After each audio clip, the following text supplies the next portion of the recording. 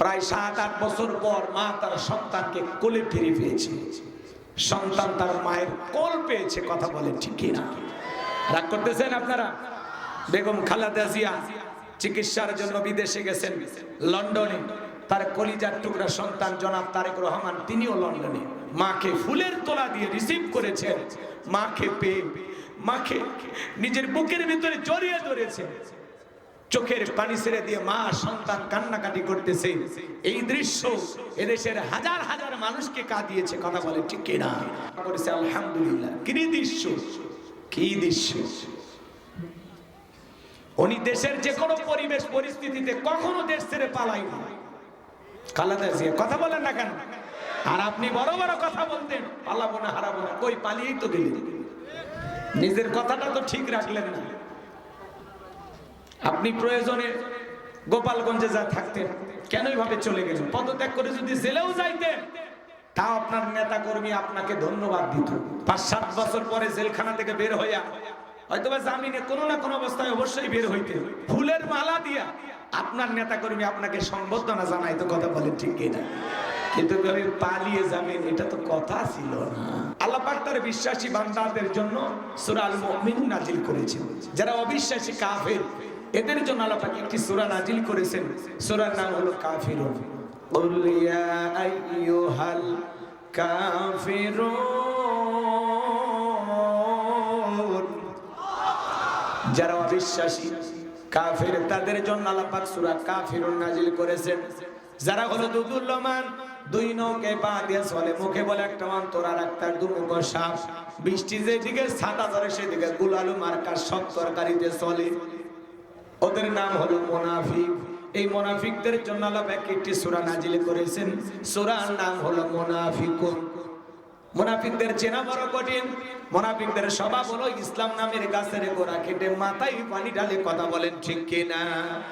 সব করে থাক ধোকাবাজ, চোখে তোদের নাহি লাজ। চুপ করে থাক ধোকাবাজ, চোখে তোদের নাহি লাজ। গোড়া কেটে মাথায় ডালো পানি, তোদের চিনি আর কতকাল করবি রে শয়তানি। মুনাফিকদের স্বভাব হলো ইসলাম নামের গাছের গোড়া কেটে মাথায় পানি ঢালে। কথা বলেন ঠিক কিনা? মনে রাখবেন, অমুসলিমের ভিতর থেকে মুনাফিকের জন্ম হয় না, মুনাফিকের জন্ম হয় মুসলমানের ভিতরে থেকে। কথা বলে না কেন? অমুসলিমের দ্বারা ইসলাম যতটা ক্ষতিগ্রস্ত হয়, নামদারি মুনাফিক মার্কা মুসলমানের দ্বারা ইসলাম সবচেয়ে বেশি ক্ষতিগ্রস্ত হয়। কথা বলে ঠিক কিনা? এই জন্য ভাইয়েরা আমার, নবীর পিছনে নামাজ পড়ে লোকটা যদি মুনাফিক হয়, আপনার আমার পিছনে নামাজ পড়ে তার সাথে বড়টা হবে। দাড়ি টুপি থাকার পরে মুনাফিক হতে পারে, হজ করার পরে আলহাজ মুনাফিক হতে পারে। কথা বলেন ঠিক কিনা? এই জন্য মুনাফিক হইতে সাবধান। আমার বিশ্বাস আপনাদের এলাকায় মুনাফিকের কোনো জায়গা নেই। কথা বলেন ঠিক কিনা? আজকে আমি মুনাফিকদেরকে নিয়ে আলোচনা করব না, আমি আলোচনা করব আল্লাহর ভিআইপি মুমিন বান্দাদেরকে নিয়ে। বলুন আল্লাহু আকবার। তাহলে সূরার নাম সূরা আল মুমিনুন, মনে থাকবে তো ইনশাআল্লাহ? আমার ভাইয়েরা, যে কোন আয়াত বা সূরার তাফসীর করতে হলে কোন প্রেক্ষাপটে কোন সময় আল্লাহ তাআলা সেই সূরাটি বা আয়াতটি নাজিল করেছেন, সেই নাজিলের প্রেক্ষাপট জানার দরকার আছে না নাই? আরবিতে বলা হয় শানে নজুল। যদি শানে নজুল আলোচনা করা হয় তাহলে তাফসীর বুঝতে সহজ হয়। বলুন আল্লাহু আকবার। তাহলে বিশ্ব নবীজির উপরে আল্লাহ তাআলা কোন প্রেক্ষাপটে কোন সময় সূরা আল মুমিনুন নাজিল করেছেন, সেই নাজিলের প্রেক্ষাপট একটু জানার দরকার আছে না নাই? আমি কি বলবো? আপনারা সাথে আছেন তো ইনশাআল্লাহ? তাকবীর দেন, লিল্লাহি তাকবীর। সম্মানিত ভাইয়েরা আমার, বিশ্ব নবীর প্রিয় সাহাবী হযরত ওমর ফারুক রাদিয়াল্লাহু তাআলা ডেকে বলেন, আমি মৌমাছির গুনগুন আওয়াজ শুনলাম। ডানে তাকায় মৌমাছি নাই, বামে তাকায় মৌমাছি নাই। বিশ্ব নবীর চেহারা মোবারকের দিকে তাকায় দেখি নবীজি ফিসফিস করে কি যেন তিলাওয়াত করতেছেন। হযরত ওমর ফারুক ডেকে বলেন, আমার বোঝার বাকি রইল না, আসমান থেকে নবীজির উপরে কোরআনুল কারীম নাজিল হচ্ছে, আর বিশ্ব নবী কোরআনুল কারীম রিসিভ করতে ব্যস্ত। বলুন আল্লাহু আকবার। মৌমাছির গুনগুন আওয়াজ হলে কোরআনুল কারীম নাজিল হয়, দপ্তরি ছুটির ঘন্টায় বাড়ি মারে টন টন আওয়াজ হলে কোরআনুল কারীম নাজিল হয়। নবীজি যখন ঘোড়ার উপরে থাকতেন ওই সময় যদি কোরআনুল কারীম নাজিল হইতো ওহির ভারে ঘোড়ার পা গুলো বালুর ভিতরে ডেবে যেত। বলেন আল্লাহু আকবার। নবীজি যখন উঠের উপরে থাকতেন ওই সময় যদি কোরআনুল কারীম নাজিল হইতো ওহির ভারে উঠের মাথা জমিনের সঙ্গে লেগে যেত। এক সাহাবী রানের উপরে মাথা রাখে, নবীজি আরাম ফরমাচ্ছেন, সাহাবী দেখে বলেন আমার কাছে মনে হয় আমার রানটা ফেটে যাবে, মনে হয় আমার রানের উপরে পাহাড় চেপে ধরা হয়েছে। তাহলে কোরআনুল কারীমের একটা আলাদা ওয়েট, আলাদা একটা ওজন আছে না নাই? দীর্ঘ 23টি বছরে আল্লাহ পাক তার হাবিবের উপরে কোরআনুল কারীম নাজিল করেছেন। বাজানো গো আমার জীবনের প্রথম ওই রিসিভ করতে গিয়ে নবীজির শরীর মোবারকের জ্বর পর্যন্ত এসেছিল। সেই কোরআন আজকে মুসলমানের ঘরে ঘরে আছে, কিন্তু এমন মুসলমান আছে 50-60 বছর বয়স হয়ে গেছে আল্লাহর কোরআনটা পড়তেও জানে না, কোনোদিন খুলেও দেখেনি। এমন মুসলমান আমাদের সমাজে আছে না না? এই জন্য বাজান গো আমার সন্তানদেরকে ছোটবেলায় মাদ্রাসায় পড়াবেন, ছোটবেলায় মক্তবে পাঠাবেন, যাতে তারা কোরআন শিখতে পারে। বড় হয়ে ছেলেকে ডাক্তার ইঞ্জিনিয়ার যা খুশি বানান, ছোটবেলায় মাদ্রাসায় পড়ায়া কোরআন সুন্নাহর জ্ঞান সন্তানদের শিক্ষা দেওয়ার দরকার আছে না না? মাদ্রাসায় পড়ানো ছাড়া একটা আদর্শ সন্তান আশা করা যায় না। আপনার সন্তানকে মানুষের মতো মানুষ বানাইতে হলে মাদ্রাসায় পড়াইতে হবে। সন্তানকে আদওয়ালা আখলাকওয়ালা চরিত্রবান বানাইতে চাইলে মাদ্রাসায় পড়াইতে হবে। আপনার সন্তানকে মাদ্রাসায় দিলেন, মারা গেলে জানাজার ইমামতি করবে, মাঝে মাঝে কবরে গিয়ে আল্লাহ তাআলার কাছে আপনার জন্য দোয়া করবে। এমন সন্তান দুনিয়াতে রেখে যাওয়ার দরকার আছে না? জোরে বলে দরকার আছে না নাই? আমার ভাইয়েরা, কোরআনের সম্মান কত, মর্যাদা কত আমরা অনেক মুসলমান আজও বুঝলাম না। আল্লাহর পাঠানো চিঠি আজও পড়লাম না। আল্লাহ তাআলা কি বলেছেন, কি নাজিল করেছেন আমাদের জানার দরকার আছে না নাই? কোরআন না বললে জানবেন কিভাবে? এই জন্য কোরআনকে আগে পড়তে হবে, এরপরে জানতে হবে। এই জন্য আল্লাহ তাআলা বলেন ইকরা বিসমি রাব্বিকাল্লাযী খলাক, পড়ো তোমার রবের নামে যিনি তোমাদেরকে সৃষ্টি করেছেন। এ বাজার রবের জ্ঞান যদি আপনি অর্জন করতে চান তাহলে কোরআন সুন্নাহ আপনাকে পড়ার দরকার আছে না না? আল্লাহ তাআলা আমাদের সবাইকে কোরআন পড়নেওয়ালা বান্দা হিসেবে কবুল করুন। একটু জোরে বলুন আমিন। পারবো তো ইনশাআল্লাহ। অনেকগুলো কথা আছে বাজান, ওই দিকে বলতে গেলে লম্বা সময় হয়ে যাবে, এত সময় আমাদের হাতের নাই। আমি যে কথা বলতে চাচ্ছিলাম, 8টি পদ্ধতিতে নবীজির উপরে কোরআনুল কারীম নাজিল হইতো। সবগুলো যদি স্পষ্ট করে খুলে খুলে বলতে চাই অনেকটা সময় চলে যাবে। সংক্ষিপ্ত কথা আমি আপনাদের উদ্দেশ্যে বলে যেতে চাই। হযরত ওমর ফারুক রাদিয়াল্লাহু তাআলা ডেকে বলেন, নবীজির কোরআনুল কারীম রিসিভ করা শেষ হয়ে গেল।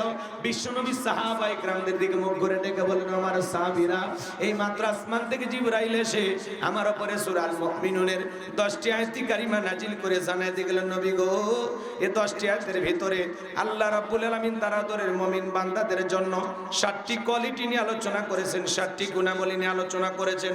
কোন মুমিন যদি এই 7টি গুণে গুণান্বিত হতে পারে, 7টি বৈশিষ্ট্য অর্জন করতে পারে, 7টি গুণ দিয়ে তার জীবনটাকে সাজাইতে পারেন, আমার আল্লাহ রাব্বুল আলামিন বলেন, উলাইকা হুমুল ওয়ারিসুন আল্লাযীনা ইয়ারিসুনাল ফিরদাউস হুম ফিহা খালিদুন। আমার আল্লাহ রাব্বুল আলামিন বলেন, তারাই উত্তরাধিকারী হবে জান্নাতুল ফেরদাউসের, সেখানে তারা চিরকাল বসবাস করবেন। আমার আল্লাহ রাব্বুল আলামিন কোনদিন তাদেরকে জান্নাত থেকে বের করে দেবেন না। চিৎকার মেরে বলুন সুবহানাল্লাহ। আপনার আমার টার্গেট জান্নাত না জাহান্নাম? কারা কারা জান্নাতে যেতে চান দুই হাত তুলে আল্লাহকে দেখান। আল্লাহ আমাদের সবাইকে জান্নাতুল ফেরদাউসের ওয়ারিস হিসাবে কবুল করুন। জোরে বলুন আমিন। আরেকটু জোরে বলুন আমিন। আরো একবার বলেন আমিন। হাত নামান। বাবা মারা গেলে ওয়ারিস সূত্রে সন্তান যেরকম বাবার সম্পত্তির ভাগ পায়, কোন মুমিন যদি এই 7টি গুণাবলী দিয়া নিজের জীবনটাকে সাজাইতে পারেন, আল্লাহ রাব্বুল আলামিন তাকে জান্নাতুল ফিরদাউসের ওয়ারিস বানায় দিবেন, জান্নাতুল ফিরদাউসের উত্তরাধিকারী বানায় দিবেন। বলুন আল্লাহু আকবার। তাহলে কয়টা গুনাহ বলি? জোরে বলেন কয়টি? 7টা আঙ্গুল দেখেন তো বাজান, জোরে বলেন তো কয়টি? 7টি। জোরে বলেন, আরো জোরে। জোরে বলো না, একটু মিছিল করার অভ্যাস করেন, সামনে তো মিছিল করেন। আমার ভাইয়েরা গভীর মনোযোগ দিয়ে কথাগুলো শুনবেন বাজান গো আমার। বিশ্বনবী তখন সাহাবায়ে কেরামদের দিকে মুখ ঘোরা ডেকে বলেন, সাহাবায়ে কেরামদের সামনে বিশ্বনবী তিলাওয়াত করে শুনিয়ে দিলেন। আমার আল্লাহ রাব্বুল আলামিন বলেন, ক্বাদ ফালাহাল মুমিনুন। আমার আল্লাহ রাব্বুল আলামিন বলেন, অবশ্যই মুমিনেরা সফল, অলরেডি মুমিনেরা সফল। সফল হয়েছে তারা, ঈমান এনেছে যারা। আল্লাহু আকবার বলেন। ক্বাদ আফলাহাল মুমিনুন, অবশ্যই মুমিনেরা সফল, অলরেডি মুমিনেরা সফল। সফল হয়েছে তারা, ঈমান এনেছে যারা। আল্লাহু আকবার বলেন। আমরা মনে করি ক্ষমতা পাইলে সফল, টাকা থাকলে সফল, যশ খ্যাতি থাকলে সফল, নায়ক সেলিব্রিটি এরা বুঝি সফল না। এগুলো সফলতার মাপকাঠি না।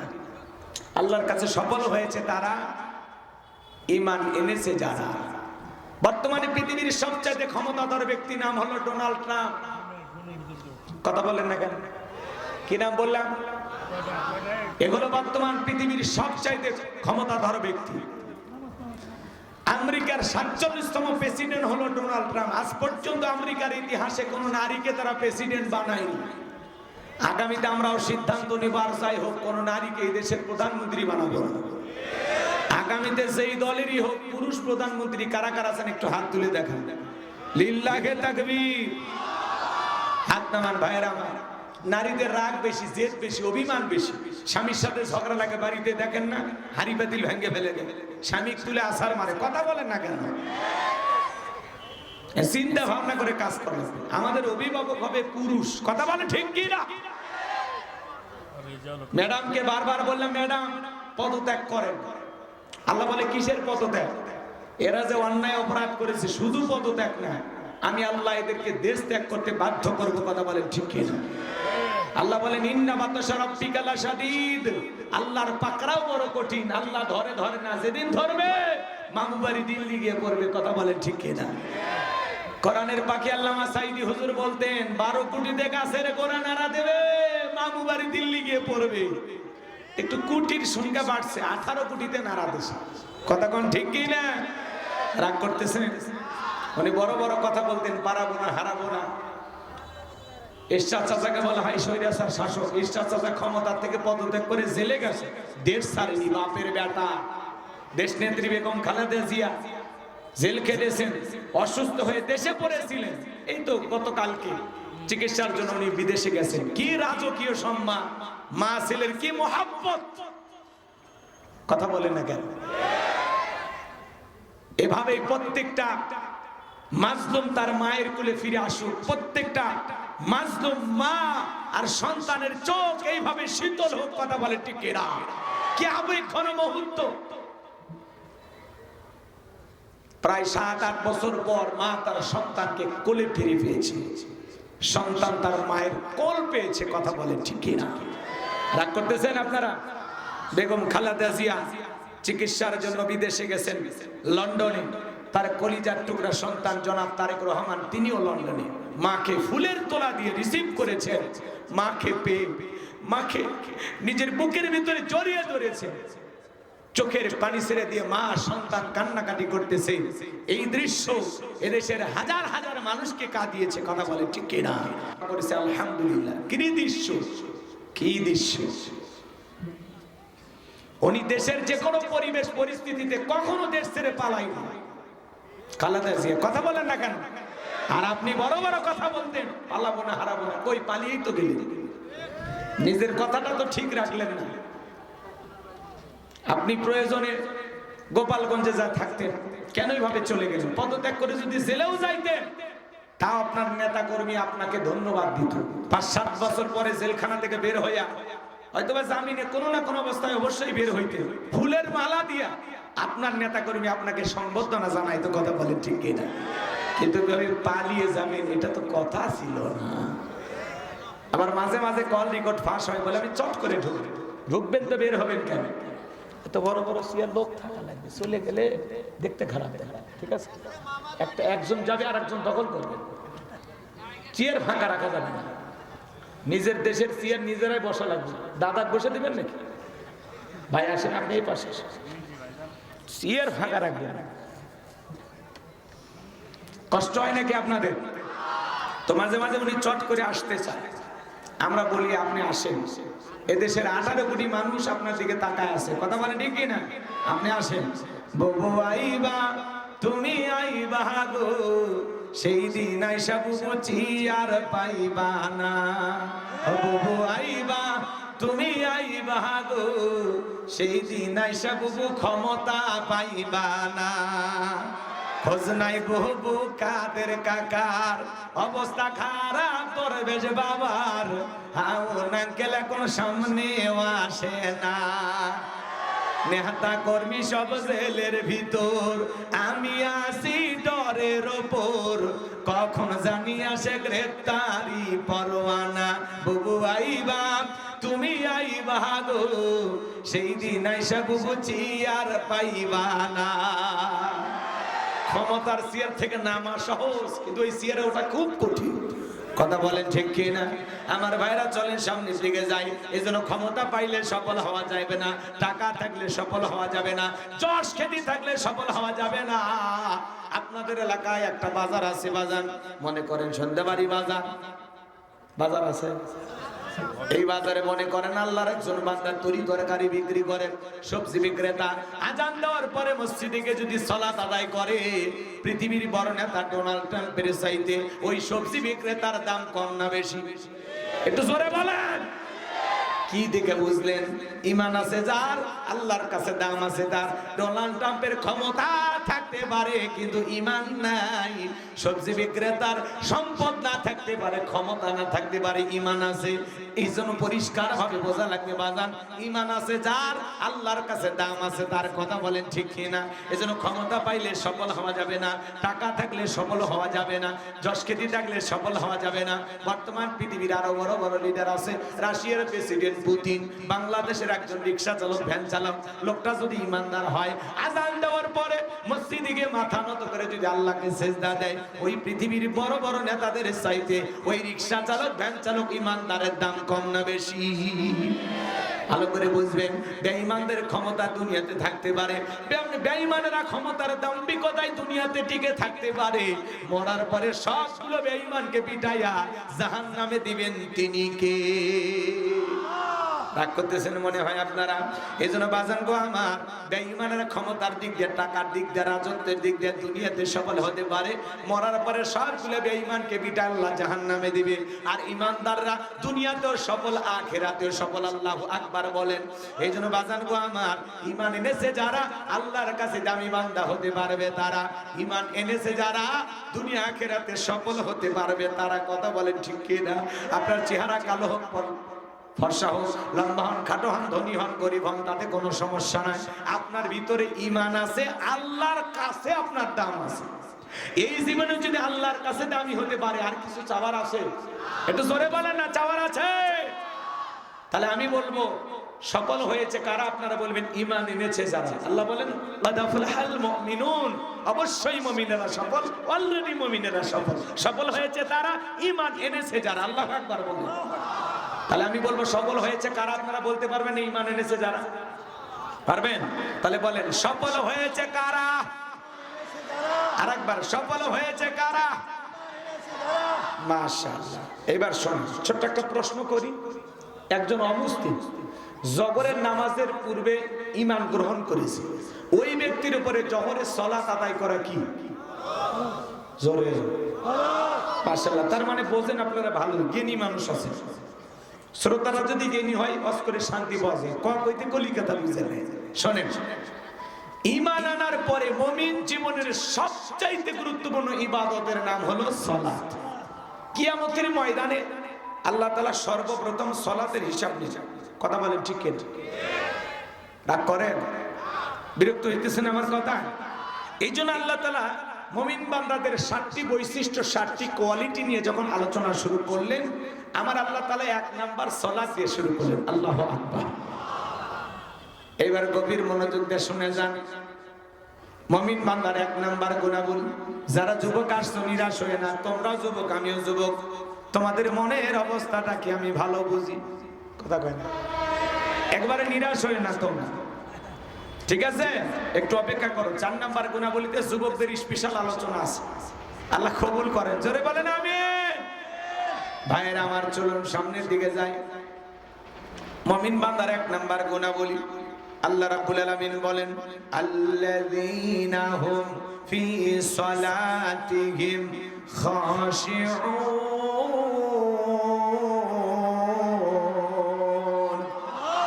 মুমিন বান্দার 1 নাম্বার গুণাবলী, যারা নিজেদের সালাত বিনয়ের সহিত, নম্রতার সহিত, আল্লাহর ভয় নিয়ে আদায় করে। বলেন তো বাজান, সালাত আদায় করতে হবে কার ভয় নিয়ে? গভীর মনোযোগ দিয়ে কথাগুলো শুনবেন। আল্লাযীনা হুম ফি সালাতিহিম খাশিউন, যারা নিজেদের সালাত বিনয়ের সহিত, নম্রতার সহিত, আল্লাহর ভয় নিয়ে আদায় করে, অন্তরের ভিতরে খুশু ভাব নিয়ে, আল্লাহর ভয় নিয়ে। এই আয়াতের ব্যাখ্যায় তাফসীরি কারকেরা লিখেছেন, তাফসীর ইবনে কাসির থেকে বলছি বাজার, অন্তরের ভিতরে সুচিন্তা, দুশ্চিন্তা, কুশ্চিন্তা, বিবির কথা, সংসারের কথা, ব্যবসা বাণিজ্যের কথা, দুনিয়াবি কোনো চিন্তা ভাবনা মনের মধ্যে রাখা যাবে না। টেনশন মুক্ত হৃদয় নিয়ে, আল্লাহর ভয় নিয়ে সালাতে দাঁড়াইতে হবে। ইয়া আইয়ুহাল্লাযীনা আমানুত্তাকুল্লাহ, হে ঈমানদারগণ, আমি আল্লাহকে ভয় করো, হাক্কা তুকাতিহি, ভয় করার মতো ভয় করো। আল্লাহু আকবার। কষ্ট হয়, বিরক্ত হইতেছেন আমার কথায়? ভালো করে বুঝবেন কিভাবে সালাত আদায় করবেন। আম্মা জান আয়েশা ডেকে বলেন, নবীজি নামাজের ভিতরে এত লম্বা সময় ধরে দাঁড়িয়ে থাকতেন, মাঝে মাঝে তাকায় দেখতাম নবীজির পা মোবারক ফুলে উঠেছে। আম্মা জান আয়েশা আরো ডেকে বলেন, নবীজি এত লম্বা সময় ধরে রুকু করতেন, সিজদা করতেন, মাঝে মাঝে মনে হয় নবীজি আর কোনোদিন সিজদা থেকে মাথা উঠাবেন না। আম্মা জান আয়েশা ডেকে বলেন, একদিন দেখি নবীজি সিজদা দিয়া তো কান্না করেছেন, কাঁদতে কাঁদতে সিজদার জায়গাটা পর্যন্ত ভিজে গেছে। নবীজি যখন সিজদা থেকে মাথা উঠাইলেন, আম্মা জান আয়েশা জিজ্ঞাসা করে, নবী গো, এত কান্না কেন করেছেন, কি হয়েছে আপনার? নবী আমার দিকে বলে, আয়েশা, আমি তো আমার জন্য কাঁদি না, আমি কাঁদি আমার গুনাহগার উম্মতের জন্য। আল্লাহর কাছে কেঁদে কেঁদে বলি, আল্লাহ, আমার গুনাহগার উম্মতের গুনাহগুলো মাফ করে দাও, আমার গুনাহগার উম্মতকে ওই কঠিন জাহান্নামের আগুন থেকে মুক্তি দাও। এ বাজার, আপনার আমার গুনাহ মাফের আশায় বিশ্ব নবী যদি আল্লাহ তাআলার কাছে দোয়া করেন, আপনি আমি হলাম মূল ভিকটিম, মূল আসামি, মূল অপরাধী। গুনাহ করতে করতে নিজের জীবনটাকে আমরা শেষ করে ফেলে দিয়েছি। তাহলে বলেন তো বাজার, নিজেদের গুনাহ মাফের জন্য সিজদা দিয়ে আল্লাহর কাছে কান্না করার দরকার আছে না নাই? 5 ওয়াক্ত সালাত, এটা তো রবের বাধ্যতামূলক ওয়ার্ডার, আপনাকে আমাকে পড়তেই হবে, আদায় করতেই হবে। কথা বলেন ঠিক কি না? 5 ওয়াক্ত সালাত নফল না ফরজ? জোরে বলেন। 5 ওয়াক্ত সালাত ফরজ, পাশাপাশি রাতের 1টা 2টা 3টার দিকে ওইটা বিবির ভালোবাসা ত্যাগ করে, আরামের বিছানা ত্যাগ করে, ঠান্ডা পানি দিয়া ওযু বানায় নিরালায় নিবৃত্তিতে যাই নামাজে দাঁড়িয়ে যায় যারা, আল্লাহর প্রিয় গোলাম হতে পারবে তারা। কারণ এই নামাজ দুনিয়ার কাউকে দেখানোর জন্য নয়, এই নামাজ হলো একমাত্র আল্লাহ তাআলাকে পাওয়ার জন্য। কথা বলেন ঠিক কি না? قل إن صلاتي ونسكي ومحياي ومماتي لله رب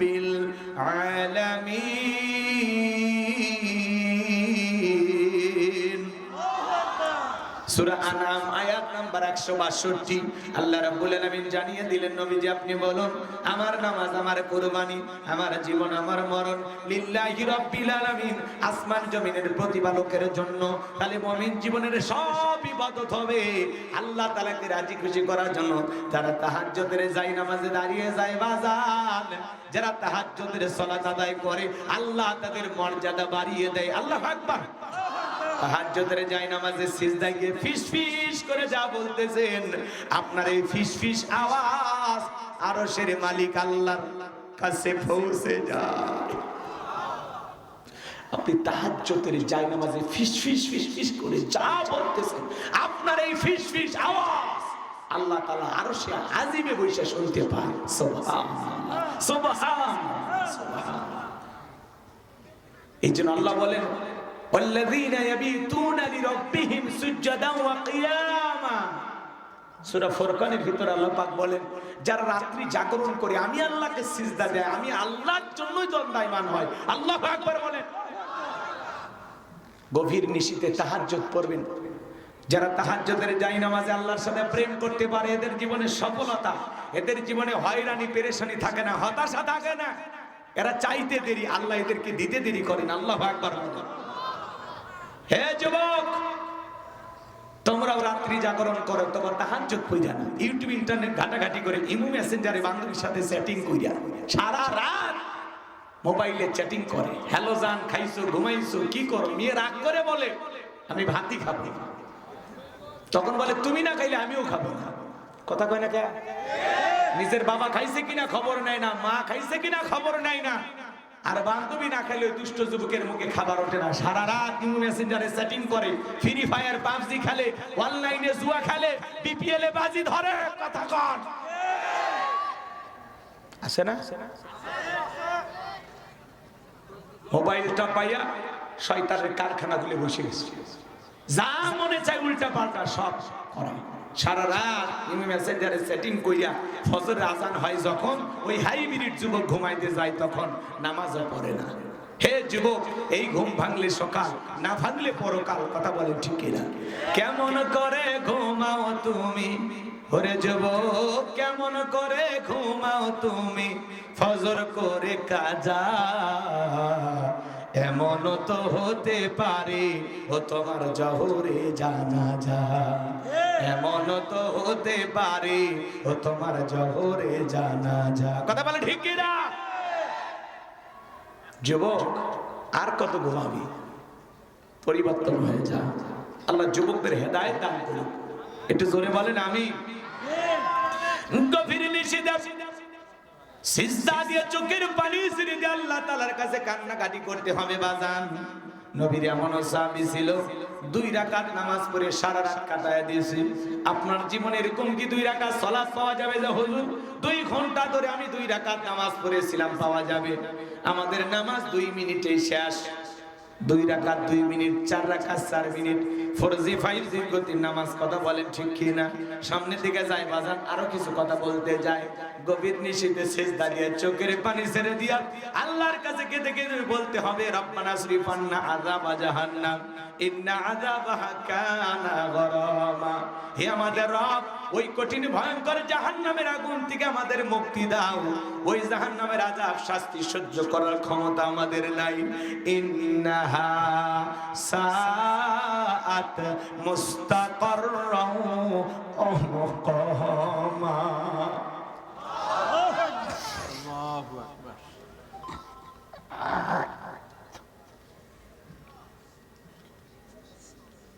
ইন্নাহা সাআত মুস্তাকাররাও ওয়া মুকামা। নিশ্চয়ই আবাসস্থল হিসেবে, বসতির জায়গা হিসেবে ওই জাহান্নাম কতটা নিকৃষ্টতম একটা স্থান। জাহান্নাম সুখের জায়গা না, যন্ত্রণার কারখানা। এই আয়াতগুলো যখন যারা কোরআনের সঠিক তাফসীর ব্যাখ্যা বোঝে, এরা যখন তিলাওয়াত করে চোখের পানি ছেড়ে দিয়ে নামাজেই কেঁদে দেয়, নামাজেই কান্না করে। আর আমাদের হুজুর আয়াত কি পড়ে, জান্নাতের না জাহান্নামের? হুজুর কাঁদেও না, মুসল্লি বোঝে না। কথা বলে না কেন? না হুজুর যদি একটু জাহান্নামের আয়াত তিলাওয়াত করতে গিয়ে একটু হালকা কণ্ঠটাকে নরম করতেন, সুরের ভিতরে একটু কান্নার ভান করতেন, তখন মুসল্লিরা বুঝতো যে হুজুর মনে হয় কিছু একটা বুঝাইতে চাচ্ছে। মানে হুজুরের তো এইভাবে জাহান্নাম নিয়ে চিন্তা ভাবনা নেই। হুজুর তো মনে করে এক পা দিয়ে রাখছি জান্নাতে। কথা কয় না কেন? কিসের দরকার?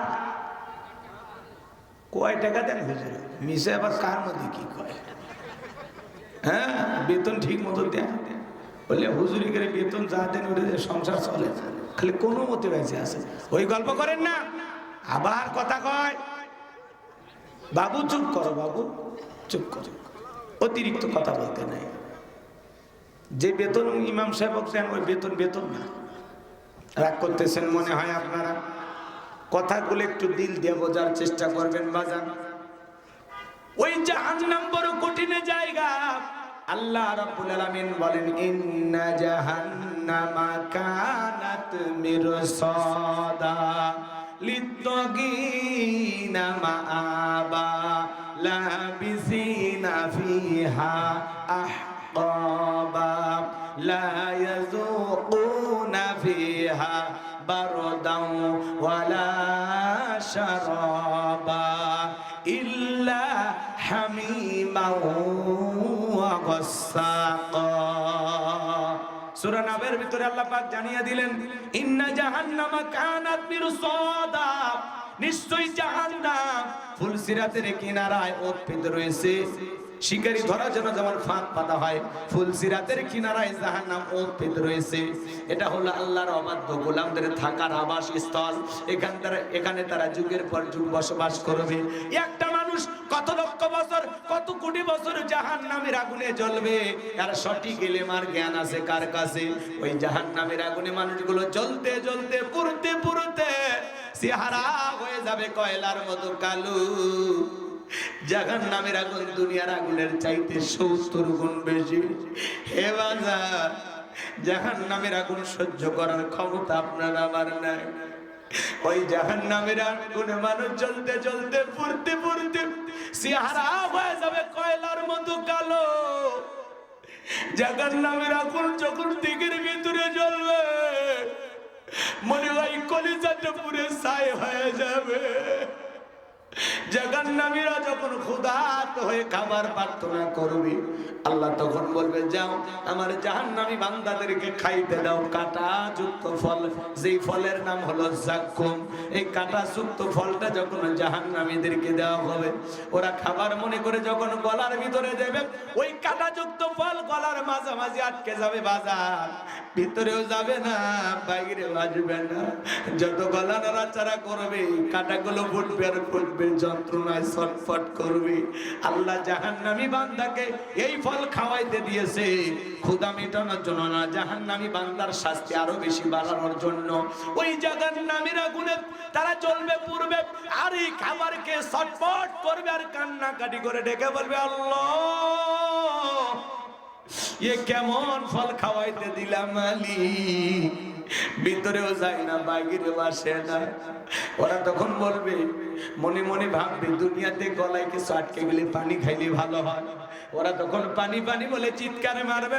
আল্লাহ তাআলা ডেকে বলেন লা ইয়াযুকুনা ফিহা বারদান ওয়ালা শারাবা, তাদেরকে মিনারেল ওয়াটার দেওয়া হবে না, সুস্বাদু কোনো ঠান্ডা পানি তাদেরকে পান করানো হবে না। কেমন পানি দেওয়া হবে? ইল্লা হামিমান ওয়া গাসসাকা, এমন উত্তপ্ত ফুটান্ত গরম পানি তাদেরকে পান করানো হবে, যা পুষ্পিত কিছুই নয়। ও বাবাজিরা, হাসপাতাল থেকে যদি 1 গিলাস পুষ সংগ্রহ করে দিই, আপনারা কি খাবেন? পুষ চেনেন না? দেগের ভিতরে বড় বড় ফোড়া হয়, ফাটায় দিলে ভিতর থেকে কি বের হয়? তরমুজের রস। কি বের হয় বলেন? একটু জোরে কর। এই পুষ কি কেউ খাবেন 1 লাখ টাকা দিলে? শুনে ঘৃণা লাগতেছে, সি হুজুর এটা কি কখনো খাওয়া যায়? মানুষকে এটা খাইতে পারে? এটাই তো জাহান্নামীদের খাদ্য। সূরা নাবা আয়াত নাম্বার 25 আল্লাহ তাআলা বলেন ইল্লা হামিমান ওয়া গাসসাকা, এমন উত্তপ্ত ফুটান্ত গরম পানি তাদেরকে পান করানো হবে যা পুষ ব্যতীত কিছুই নয়। ওই পুষওয়ালা দুর্গন্ধওয়ালা পানি যখন জাহান্নামীরা পান করবে, জাহান্নামীর লারি ভুড়িগুলো গলে গলে পড়ে যাবে, চেহারার সামনে নীল চেহারাটা ঝলসে যাবে, দেখরে গোস্ত গুলো খসে খসে পড়বে বাবা। দরিয়া নামের এমন একটা খাবার জাহান্নামীদেরকে দেওয়া হবে যে না পুষ্টি যোগাবে না ক্ষুধা মেটাবে। জাহান্নামে যে কত ধরনের আযাব আর শাস্তি দেওয়া হবে বাজার 2-3 ঘন্টা আলোচনা করলেও শেষ হবে না। আমি জাহান্নাম নিয়ে এত কথা আপনাদের সামনে বলতে চাই না, এতটুকু শুধু বলতে চাই, বলেন তো বাজার জাহান্নামের শাস্তি ঘটেছে না ঘটবে? একটু বলেন না, বলেন। আমরা কেউ জাহান্নামে গেছি? হ্যাঁ, এখনো আমলের মাধ্যমে নিজেকে জান্নাতে নিয়ে যাওয়ার সুযোগ আছে না আমাদের হাতে? এই জন্য আল্লাহ তাআলা অগ্রিম বার্তা পাঠিয়েছেন, সাবধান করে দিয়েছেন, বান্দাকে সতর্ক করে দিয়েছেন, বান্দা জাহান্নামের ভিতরে এই আযাব আছে, এই শাস্তি আছে, সাবধান। নবী রাসূলের দাওয়াত দিয়েছেন, ওলামায়ে কেরাম দাওয়াত দিচ্ছে, সাবধান করতেছে, এখনো সময় আছে, ওই জাহান্নামের আগুন থেকে নিজেকে বাঁচাও। কথা বলো ঠিক কিনা? কিন্তু আলেমদের এই কথাগুলো তো আপনাদের মজা লাগে না। এই যে দেখেন জাহান্নামের কথা শুনে উঠে যায়, এরা তো জান্নাতের টিকিট পাইছে, সব বুঝা, সব ফুলে জান্নাতের টিকিট পেয়েছে। ওই যে দেখেন ওর বগলের নিচে জান্নাতের টিকিট। ভালো কথা ভালো লাগে না।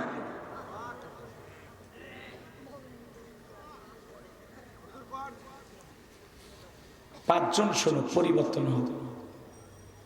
অনেকে বলে হুজুর হাসির ওয়াজ করেন, মজার ওয়াজ করেন, তো হাসির ওয়াজ দিয়ে কি করবি? আর রাত যে বাজে গেছে আপনাদেরকে ধমক দিয়ে তো আমার লাভ হবে না, কারণ আপনাদের বউ বাচ্চা আছে, তাদেরও হক আছে, তাই না? দোকান আছে, ব্যবসা বাণিজ্য আছে, কত কাজকর্ম আছে। এই জন্য বেশি চিল্লাপাল্লা করবো না, কষ্ট হচ্ছে আপনাদের। শোনেন, বড়শি ছিলেন আপনারা? বড়শি মাছ ধরে, কথা কন শোনেন। বড়শিতে যেটাতে আপনারা খাদ্য দেন, একটা বেকা, ওর নাম কি? আল। আমাদের এলাকায় কয় কল। কথা কি বুঝতে পারতেছি? যেটাই হোক ওইটাই বড়শি, নাকি কল? বড়শি বলেন, আল বলেন, কল বলেন, যেটাতে খাদ্য দেন না, খাবার দেন না, ওই খাদ্যটা দিয়া বড়শি যখন আপনি পুকুরে ফেলছেন, বলেন তো বাজান আপনার উদ্দেশ্য কি? এই খাদ্য মাছকে খাওয়ানো না মাছ শিকার করা? তার মানে এটা মাছের জন্য কি জানেন? ষড়যন্ত্র। কথা কয় না কেন? রাগ করেন? শোনেন না, মনে করেন এই পুকুরের ভিতরে 2 দল মাছ আছে, একটা ভালো মাছ আর একটা মন্দ মাছ। কথা কি বুঝছেন? এই ভালো মাছেরা ওয়াজ করতেছে, ভাই তোমরা কেউ এটা খাইও না, এটা খাবার না, এটা একটা ষড়যন্ত্র। বড়শি ধরে একজন উপরে বসে আছে, খালি টপ করে গিলবা, টপ করে উপরে তুলবে, খালি গিলতে দেরি, উপরে তুলতে দেরি করবে। কথা কয় না কেন? এখন ধরেন ওরাই ওয়াজ করতেছে, এটা উদাহরণ, আবার কথা ভুল ভাল বুঝবেন না, ঠিক আছে? এটা উদাহরণ বোঝানোর জন্য, এদিকে খেয়াল করেন। তো ভালো মাছের আওয়াজ করতেছে, ভাই এটা খাইও না, এটা ষড়যন্ত্র, এটা খাবার না, এটা চক্রান্ত, তোমাকে ধরার জন্য একটা ফাঁদ পাতে রাখছে, তুমি খবরদার এটা খাইও না। মন্দ মাছেরা তখন বলতেছে, হ্যাঁ আমি খাবো না, আবার আমাদেরকে না খাইতে বলিয়া আমরা চলে গেলে তুমি খাইবে, ওইটা হবে না, অতএব আমরা খাবোই যা আছে কপালে। চপ করে খাইয়া নেই, ওপরে যিনি আছে ওই ভালো মাছের আগেই ওয়াজ করে দিই, খাইলে একজন নিবে, ওপরে নিজে পিটাবি, চামড়া সিলবে, টুকরো টুকরো করে রান্না করবে, সব বুঝলে দিছে। কিন্তু এই মন্দ মাছেরা এই ওয়াজগুলো আমলই করবে। বড়শির খাবারটা খেয়েছে, আর ওপরে যে ভদ্রলোক বসে আছে দেরি করবে, ও টান দিয়ে উপরে তুলছে, তুলে যে লাফালাফি শুরু করছে, ও রাগ করে মারছে একটা আশার, ও তখনই কান্না শুরু করছে, এই তো এই তো ওই যে ভালো মাছ ওয়াজ করছিল, তুলে আসার মাঝে মিলে তো গেল, এবার ধরে বাড়ি নিয়ে গেছে, নিয়ে যাওয়ার পরে ম্যাডামকে দিয়েছে, ধরো কাটা শুরু করো, এইবার নিয়ে যা। প্রথমে মাছের উপরে থাকা কি হইবে, আসছে যা কন কন গে, এদিক খেয়াল করেন, ওগুলো ধরেন চামড়া, কথা কন না, ওগুলো সব শিলা শুরু করে দিছে। এই তো কষ্ট শুরু হয়ে গেল আমার। তখন মনে মনে ভাবতেছে, যে কায়দায় আমার আঁশ তোলা শুরু করছে, পুরোটা ক্লিয়ার না করা পর্যন্ত ছাড়বে না। সমস্ত আঁশ তোলার পরে এইবার কি করছে জানেন, বটি দিয়ে নিয়ে টুকরো টুকরো করা শুরু করছে। এখন মাছ কান্দে আর বলে, আহারে একটা বার যদি আমি এই অবস্থায় পুকুরে ফেরত যাইতে পারতাম। একটা বার টুকরো টুকরো করিয়া জাল মশলা দিয়ে পাতিলে দিয়ে যখন আগুন লাগাই দিয়েছে, পাতিলে থেকে মাছটা আফসোস করিয়া বলে, আরে আর একটা বার যদি পুকুরে যাওয়ার সুযোগ পাইতাম, সব মাছকে জানাই দিতাম যে ভালো মাছেরা যা বলে ওইটাই ঠিক, ওটা কোনো খাবার ছিল না, ওটা ছিল ষড়যন্ত্র, ওটা আমাকে ধরার ফাঁদ ছিল, ওই ফাঁদে পা দিয়ে দেখো আমার অবস্থা কি। আমি আমার এই ক্ষতবিক্ষত দেহটা ওদেরকে দেখাইতাম যদি পুকুরে যাওয়ার সুযোগ থাকতো। এটা একটা উদাহরণ দিলাম। তো মানুষ কবরে যাবে যখন, এই কবরের ভিতরে যখন আযাব হবে, শাস্তি হবে, পিটান শুরু হইবে, তখন মানুষ বলে, ইস যদি আলেমদের কথা শুনে নামাজ পড়তাম, যদি আলেমদের কথা শুনে আমল করতাম, তাহলে আজকে আমার জীবনের এই অবস্থা হতো না। একবার যদি কবর থেকে দুনিয়াতে যাওয়ার সুযোগ পাই, সব মন্দ মানুষদেরকে বলবো, আলেমেরা যা কয়, ভালো মানুষেরা যা কয়, এইটা শুনলে লাভ, না হলে পিটানি হইলে। এতে দেখো আমার অবস্থা। একটা মানুষ যদি ওই কবরে জাহান্নামের আগুন যখন জ্বলে, ওই অবস্থায় যদি একটা মানুষ বের হয়ে আসতে পারত, তাহলে আপনারা বুঝতে পারতেন যে আযাব কত ভয়ঙ্কর, কত কঠিন। ভাই, আমাদের এই কথাগুলো যাদের ভালো লাগতেছে না, ওই যে বললাম, আফসোস করে সেদিন কোনো লাভ হবে না। মসজিদের ইমাম সাহেব, ঈদগাহের খতিব সাহেব, ওলামা ইকরাম সবাই মাইক ধরে ধরে বলে, ভাই ভালো হন, পরিবর্তন হন, নামাজি হয়ে যান, আল্লাহওয়ালা হয়ে যান, নেক আমল করেন, কোরআন পড়েন, কোরআন হাদিস দিয়ে জীবন করেন, সমাজ করেন, রাষ্ট্র করেন। এই কথাগুলো তো ভালো লাগে। কয় হুজুর আমার কবরে আমি যাবো বলে আপনার টেনশন কি? ওটা ফেরেশতার সাথে মারামারি করবো, শক্তি কি আমার কম আছে নাকি? পরকালে তোমার শক্তি কোনো কাজে আসবে না। যে কবরে চলে গেল তার চাইতে অসহায় আর কেউ নেই। সাবধান। আমার কথা কি বিরক্ত হয়েছে? তাহলে একটু বিবেক দিয়ে ভাববেন। এই যে মাছের উদাহরণ দিয়ে আপনাকে যেটা বুঝাইলাম, ওইটা বুঝলেই আপনার জীবনটা পাল্টে যেতে পারে। হুবহু কবরে গেলে আপনার সাথে তাই হবে। কি যে পিটাবে অন্ধ ফেরেশতা, চোখে দেখে না, চোখে দেখে, কানে শোনে, তিমান ডিঙি বিশাল হাতুড়ি নিয়ে বসে আসছে। কবরের মাটি, আজকে গান বাজনার বক্সের আওয়াজে মাটি কাঁপাচ্ছেন না, এই কবর একদিন কোলে নিয়ে তোরে কাঁপাবে। এমন চোরে চাপ দিবি, এক পাজরের হাত অন্য পাজরে ঢুকে যাবে। কি যে হবে আপনার আমার, যারা এই অপরাধ করে যাবে। আল্লাহ যেন আমাদের সবাইকে কবরের আযাব থেকে, জাহান্নামের আগুন থেকে মুক্তি দান করেন। জোরে বলুন আমিন। আরেকটু জোরে বলেন আমিন। কারা কারা 5 ওয়াক্ত সালাত সঠিকভাবে আদায় করবেন, দুই হাত তুলে দেখান। আল্লাহ আমাদের সবাইকে 5 ওয়াক্ত নামাজি বানায় দেন। একটু জোরে বলেন আমিন। আরেকটু জোরে বলেন আমিন। এই যে পাইকারি ধরে যে হাত তুলেন, ওয়াদা ঠিক থাকবে তো ইনশাআল্লাহ? মানে ওয়াদার বেলায় ঠিক আছে, পালন করুক আর না করুক। মন খারাপ করেছেন আপনারা, সম্মানিত ভাইয়েরা আমার। এই জন্য বাজান আল্লাহ রাব্বুল আলামিন বলেন, আল্লাযীনা হুম ফি সালাতিহিম খাশিউন, যারা নিজেদের সালাত বিনয়ের সহিত, নম্রতার সহিত আল্লাহর ভয় নিয়ে আদায় করে। আপনি আমি সালাত আদায় করব একমাত্র কার ভয়ে? আরেকটু জোরে বলেন, কার ভয়ে? সালাত আদায় করবেন, মনে মনে খেয়াল করবেন আমি নামাজ আদায় করতেছি, আমার আল্লাহ আমাকে দেখতেছেন। আপনি সালাত আদায় করবেন আর মনে মনে এটা খেয়াল করবেন আমি নামাজ আদায় করতেছি, আমার আল্লাহ আমার সামনে দাঁড়িয়ে আছেন। সালাত আদায় করবেন আর মনে মনে খেয়াল করবেন এই জোহরের সালাত আমার জীবনের শেষ সালাত, আমি আসর পর্যন্ত নাও জীবিত থাকতে পারি। কথা বলেন ঠিক কিনা? ফাঁসির আসামিকে যদি বলা হয় রাত 12টা বাজে, একটাই আপনার ফাঁসি, অবশ্যই সেই লোকটা 2 রাকাত নামাজ পড়বে, ইমানদার যদি হয়ে থাকে। ফাঁসির আসামি যেমন জীবনের শেষ মনে করে 2 রাকাত নফল নামাজ আদায় করবে, প্রত্যেকটা ওয়াক্তে সালাত আদায় করবেন আর মনে করবেন এটাই আমার জীবনের শেষ সালাত। পারবেন তো ইনশাআল্লাহ? অনেকে নামাজের ব্যাপারে তাড়াহুড়ো করে। এক আসামি এত তাড়াহুড়ো করে ওযু করছে, এক ঠ্যাং না দিয়ে মসজিদে ঢুকছে, ফাইসালা মসজিদ পিছলা খায়, চাচা একদিক লঙ্গি একদিক, তাও বলে আল্লাহু আকবার। মানুষ বলে চাচা লুঙ্গি খুলে গেছে, লুঙ্গি ঠিক করবেন, আগে জামাত ধরি, আছে না নাই? এত তাড়াহুড়া করে নামাজের ব্যাপারে বাজান। জোহরের 4 রাকাত সুন্নত ইমাম আর মুসল্লি একসাথে নিয়ত বেঁধেছে, ইমামের 2 রাকাত হওয়ার আগে মুসল্লি 4 রাকাত শেষ। হুজুর জিজ্ঞাসা করছে, বাজান আমার 2 রাকাত হয় না আর আপনার 4 রাকাত? বলে হুজুর আপনাদের চর্চা কম, হুজুরেরই নাকি চর্চা কম আছে না, না এরকম বাজান। এখনো সময় আছে ভাই, পরিবর্তন হয়ে যান। নামাজ দিয়ে তামাশা করা যাবে না। 2 মিনিটে 2 রাকাত, 4 মিনিটে 4 রাকাত, এই 4G 5G গতির নামাজ দিয়া নামাজ হবে না। আল্লাহ আমাদের সবাইকে হেদায়েত দান করুন, ধীরস্থির ভাবে সঠিকভাবে আল্লাহর ভয়ে। এদিকে খেয়াল করেন, একজন এমপি, মন্ত্রী, রাষ্ট্রপতি তার সামনে দাঁড়ালে কেমন দাঁড়াবেন? দাড়ি চুলকাবেন, লুঙ্গি ঠিক করবেন, কথা বলেন না কেন? আল্লাহ বলতেছেন আল্লাযীনা হুম ফি সালাতিহিম খাশিউন, যারা নিজেদের সালাত বিনয়ের সহিত, নম্রতার সহিত। অবশ্যই প্রধানমন্ত্রী, রাষ্ট্রপতির সামনে দাঁড়ালে ভদ্রতা নিয়ে দাঁড়াবেন, নম্র হয়ে থাকবেন, যাতে চুল পরিমাণে বেয়াদবি না হয়।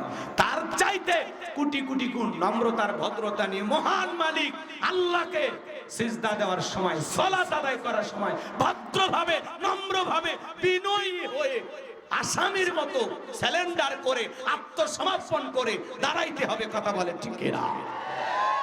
বিনয়ের সহিত, বিনয়ের সহিত। আর আপনি আমি নামাজ পড়তে হতে দাড়ি চুলকে, টুপি ঠিক করে, লুঙ্গি ঠিক করে। তোমার লুঙ্গি এত খুলে রশি লাগাবা, রশি। মোবাইল ফোন আসছে, নামাজ পড়তে পড়তে ফোন রিসিভ করে বলে হ্যালো, নামাজে আসি, পরে কথা। এলে ডিজিটাল মিশন। খালি মসজিদ গুলো সুন্দর হচ্ছে, কিন্তু মসজিদে যে ইমানদাররা সালাত আদায় করতেছে তাদের ইমানের অবস্থা খুব একটা সুন্দর না।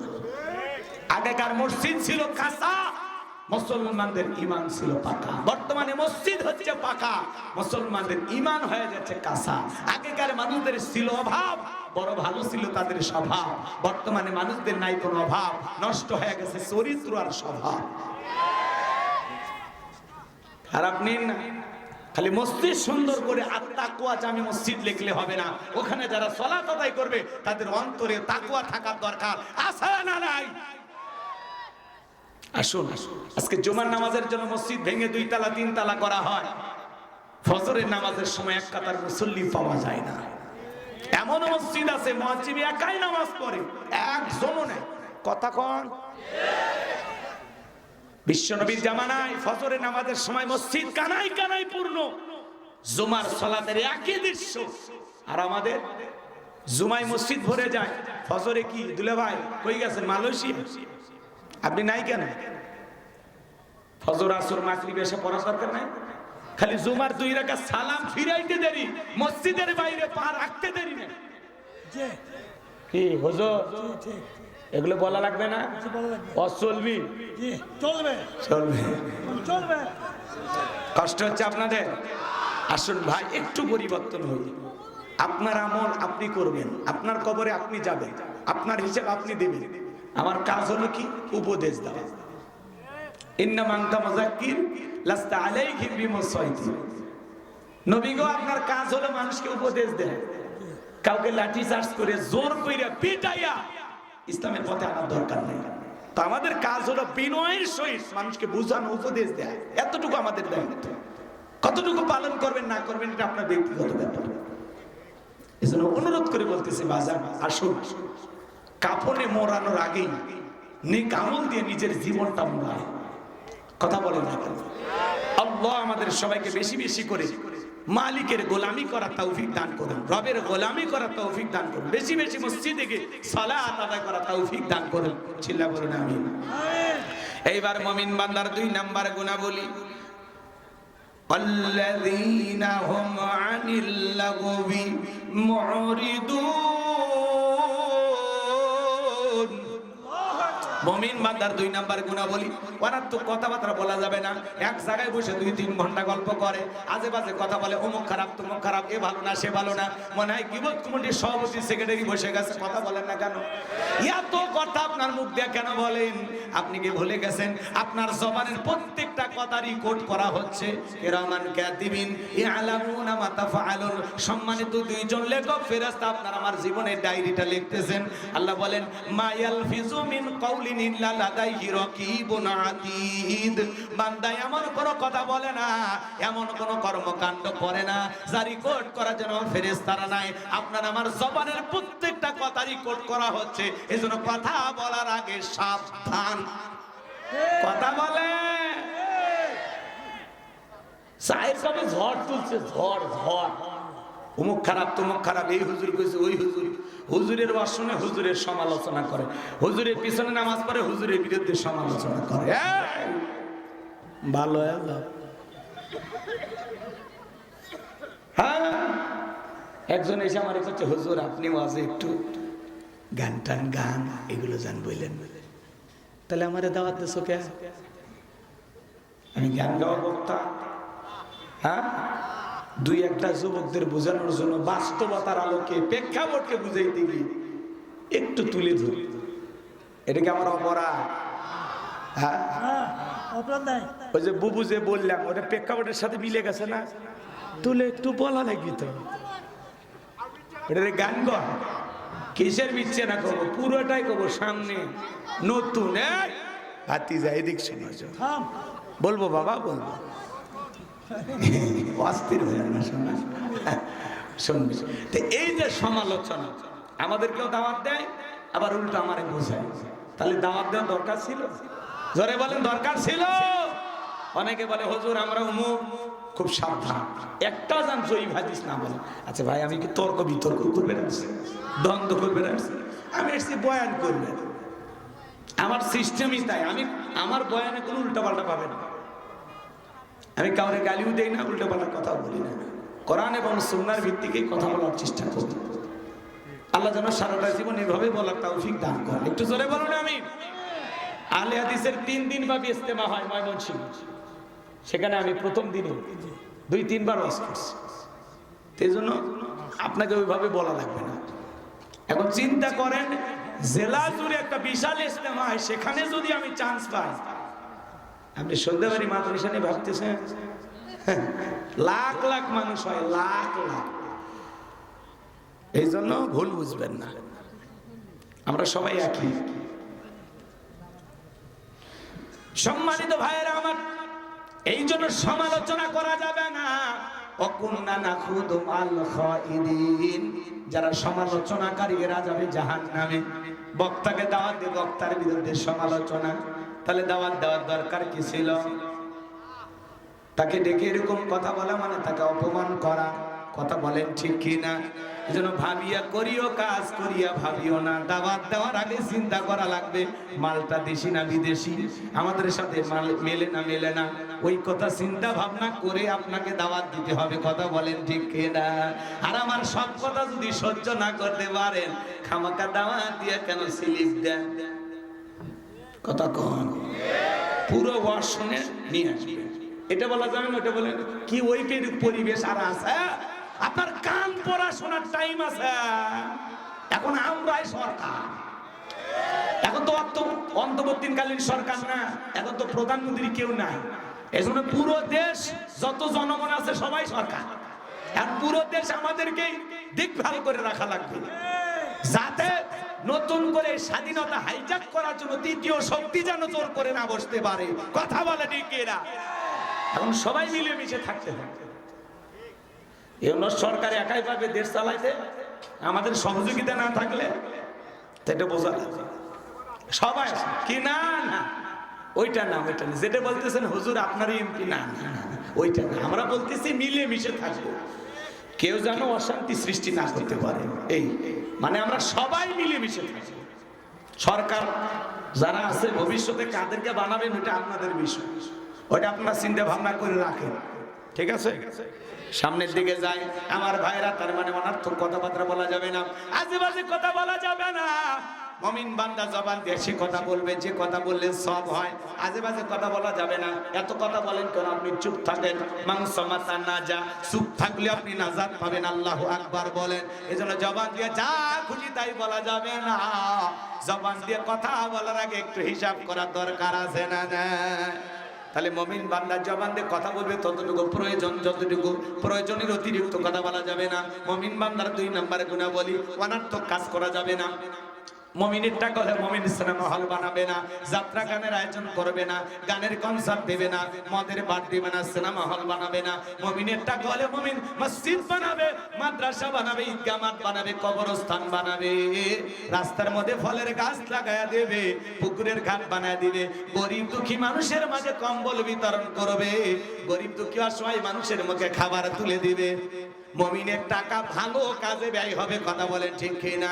আর ওরা এদেশের মানুষের টাকা নিয়া, যেই দেশের মানুষ খাইতে পারে না, ডাস্টবিনের খাবার ঘুরে খায়, রেল স্টেশনে বাড়ি নাই, ঘর নাই, ঘুমায়। কত নারী 500 টাকার বিনিময়ে দেহটা বিক্রি করে নিজের পেটের খাবার জোগাড় করে।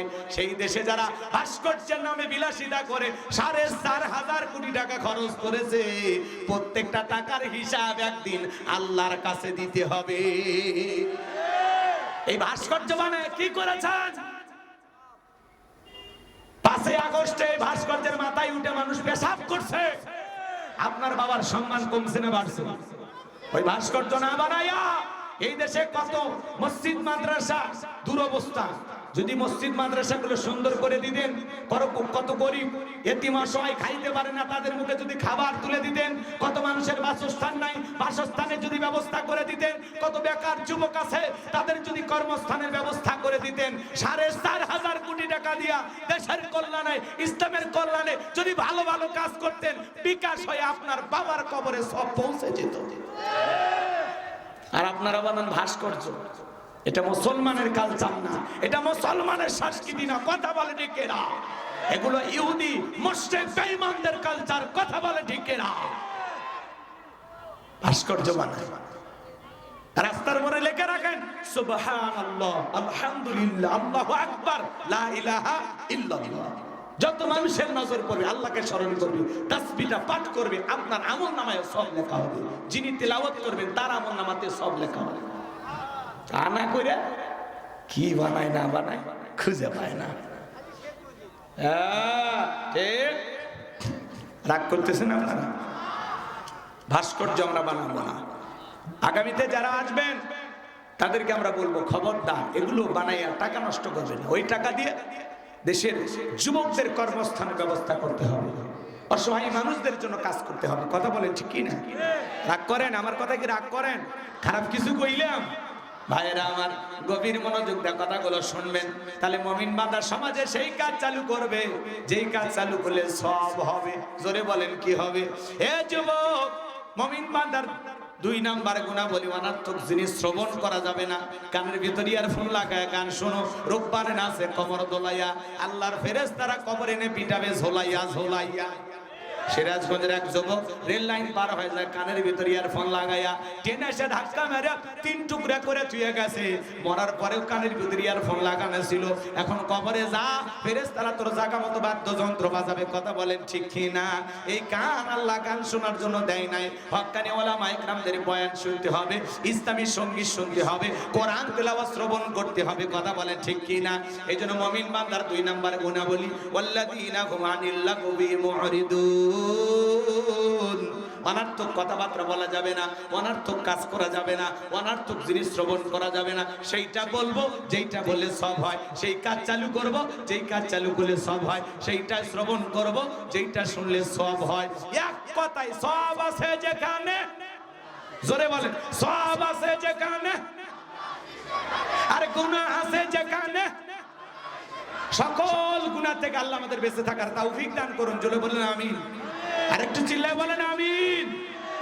এইবার মুমিন বান্দার 3 নাম্বার গুনাবলী, ওয়াল্লাযীনা হুম লিয-যাকাতি ফাঈলুন, ওয়াল্লাযীনা হুম লিয-যাকাতি ফাঈলুন। মুমিন বান্দার 3 নাম্বার গুনাবলী, আল্লাহ যদি মুমিন বান্দাকে নিসাব পরিমাণের সম্পদের মালিক বানায়া দেয়, মুমিন বান্দাকে আল্লাহ যদি ধনী বানায়া দেয়, মুমিন বান্দা সক্রিয়ভাবে হিসাব করে করে বছরে যাকাত দিবে একবার। জোরে বলেন কয়বার? কয় লাখ টাকার, কয় হাজার টাকা যাকাত আসে, কয় কোটি টাকার, কয় লক্ষ টাকা যাকাত আসবে। মুমিন বান্দার সক্রিয়ভাবে হিসাব করে করে বছরে একবার যাকাত দেবে। যাকাত দেওয়া নফল না ফরজ? হে যুবকে, এই যে 4 নাম্বার গুনাবলীতে যুবকদের ওয়াজ, 3 নাম্বার চলতেছে না, এর পরিচয় এসে গেছে। রাগ করতেছেন আপনারা? যুবক একটু কথা বলো, লিল্লাহি তাকবীর। তাহলে যাকাত দেওয়া নফল না ফরজ? নামাজ আদায় করা যেমনি ফরজ, যাকাত দেওয়া তেমনি ফরজ। যাকাত আসছে দারিদ্রতা বিমোচন করার জন্য, যাকাত আসছে অভাব মুক্ত সমাজ রাষ্ট্র দেশ গড়ার জন্য, যাকাত আসছে রাস্তার এপারে গাছতলায় পারে দশতলা তার ব্যবধানকে দূর করার জন্য, যাকাত আসছে রাস্তাঘাটে পড়ে থাকা অসহায় মানুষের মুখে হাসি ফোটায়া তাদের অধিকার প্রতিষ্ঠিত করার জন্য। আল্লাহু আকবার। শোনেন শোনেন, বাংলাদেশের অর্থনীতি যাকাত ভিত্তিক না সুদ ভিত্তিক? সুদ ভিত্তিক অর্থনীতি হালাল না হারাম? এই হারাম অর্থনীতিটা করছেন কালেও বাংলাদেশকে দারিদ্র মুক্ত করা যাবে না। যত নেতাই চাপাবাজি করুক, সুদ ভিত্তিক অর্থনীতি দিয়া বাংলাদেশকে কোন নেতা দারিদ্র মুক্ত করতে পারবে না। এই সমাজ দারিদ্র মুক্ত হবে সেই দিন, যাকাত ভিত্তিক অর্থনীতি চালু হবে সেই দিন। এদিকে খেয়াল করেন, যাকাত ভিত্তিক অর্থনীতি চালু করে একটা যাকাত মন্ত্রণালয় চালু করা লাগবে। আর এই যাকাত মন্ত্রণালয়ের দায়িত্ব এদেশের বিজ্ঞ ইসলামিক স্কলার দিনের দায়ী আলেমদের কাঁধে দেওয়া লাগবে। ওই গুমসুর ডালচোর বিকাশের টাকা চোর ওই বাটপার ওই সমস্ত নেতাদেরকে দেওয়া যাবে না। যারা ব্রিজে ঢুকানোর কথা রড ঢুকে দিছে বাঁশ, ব্রিজ উদ্বোধন করার আগে রুকু চলে গেছে। রাস্তার বরাদ্দ হয় 10 কোটি টাকা, কোন মতে 2-3 কোটি টাকা দিয়ে রাস্তা তৈরি করে, বাকি 7 কোটি মারে খায়। ছাগল পেশাব করলেও রাস্তা ভেঙে যায়। কথা কন।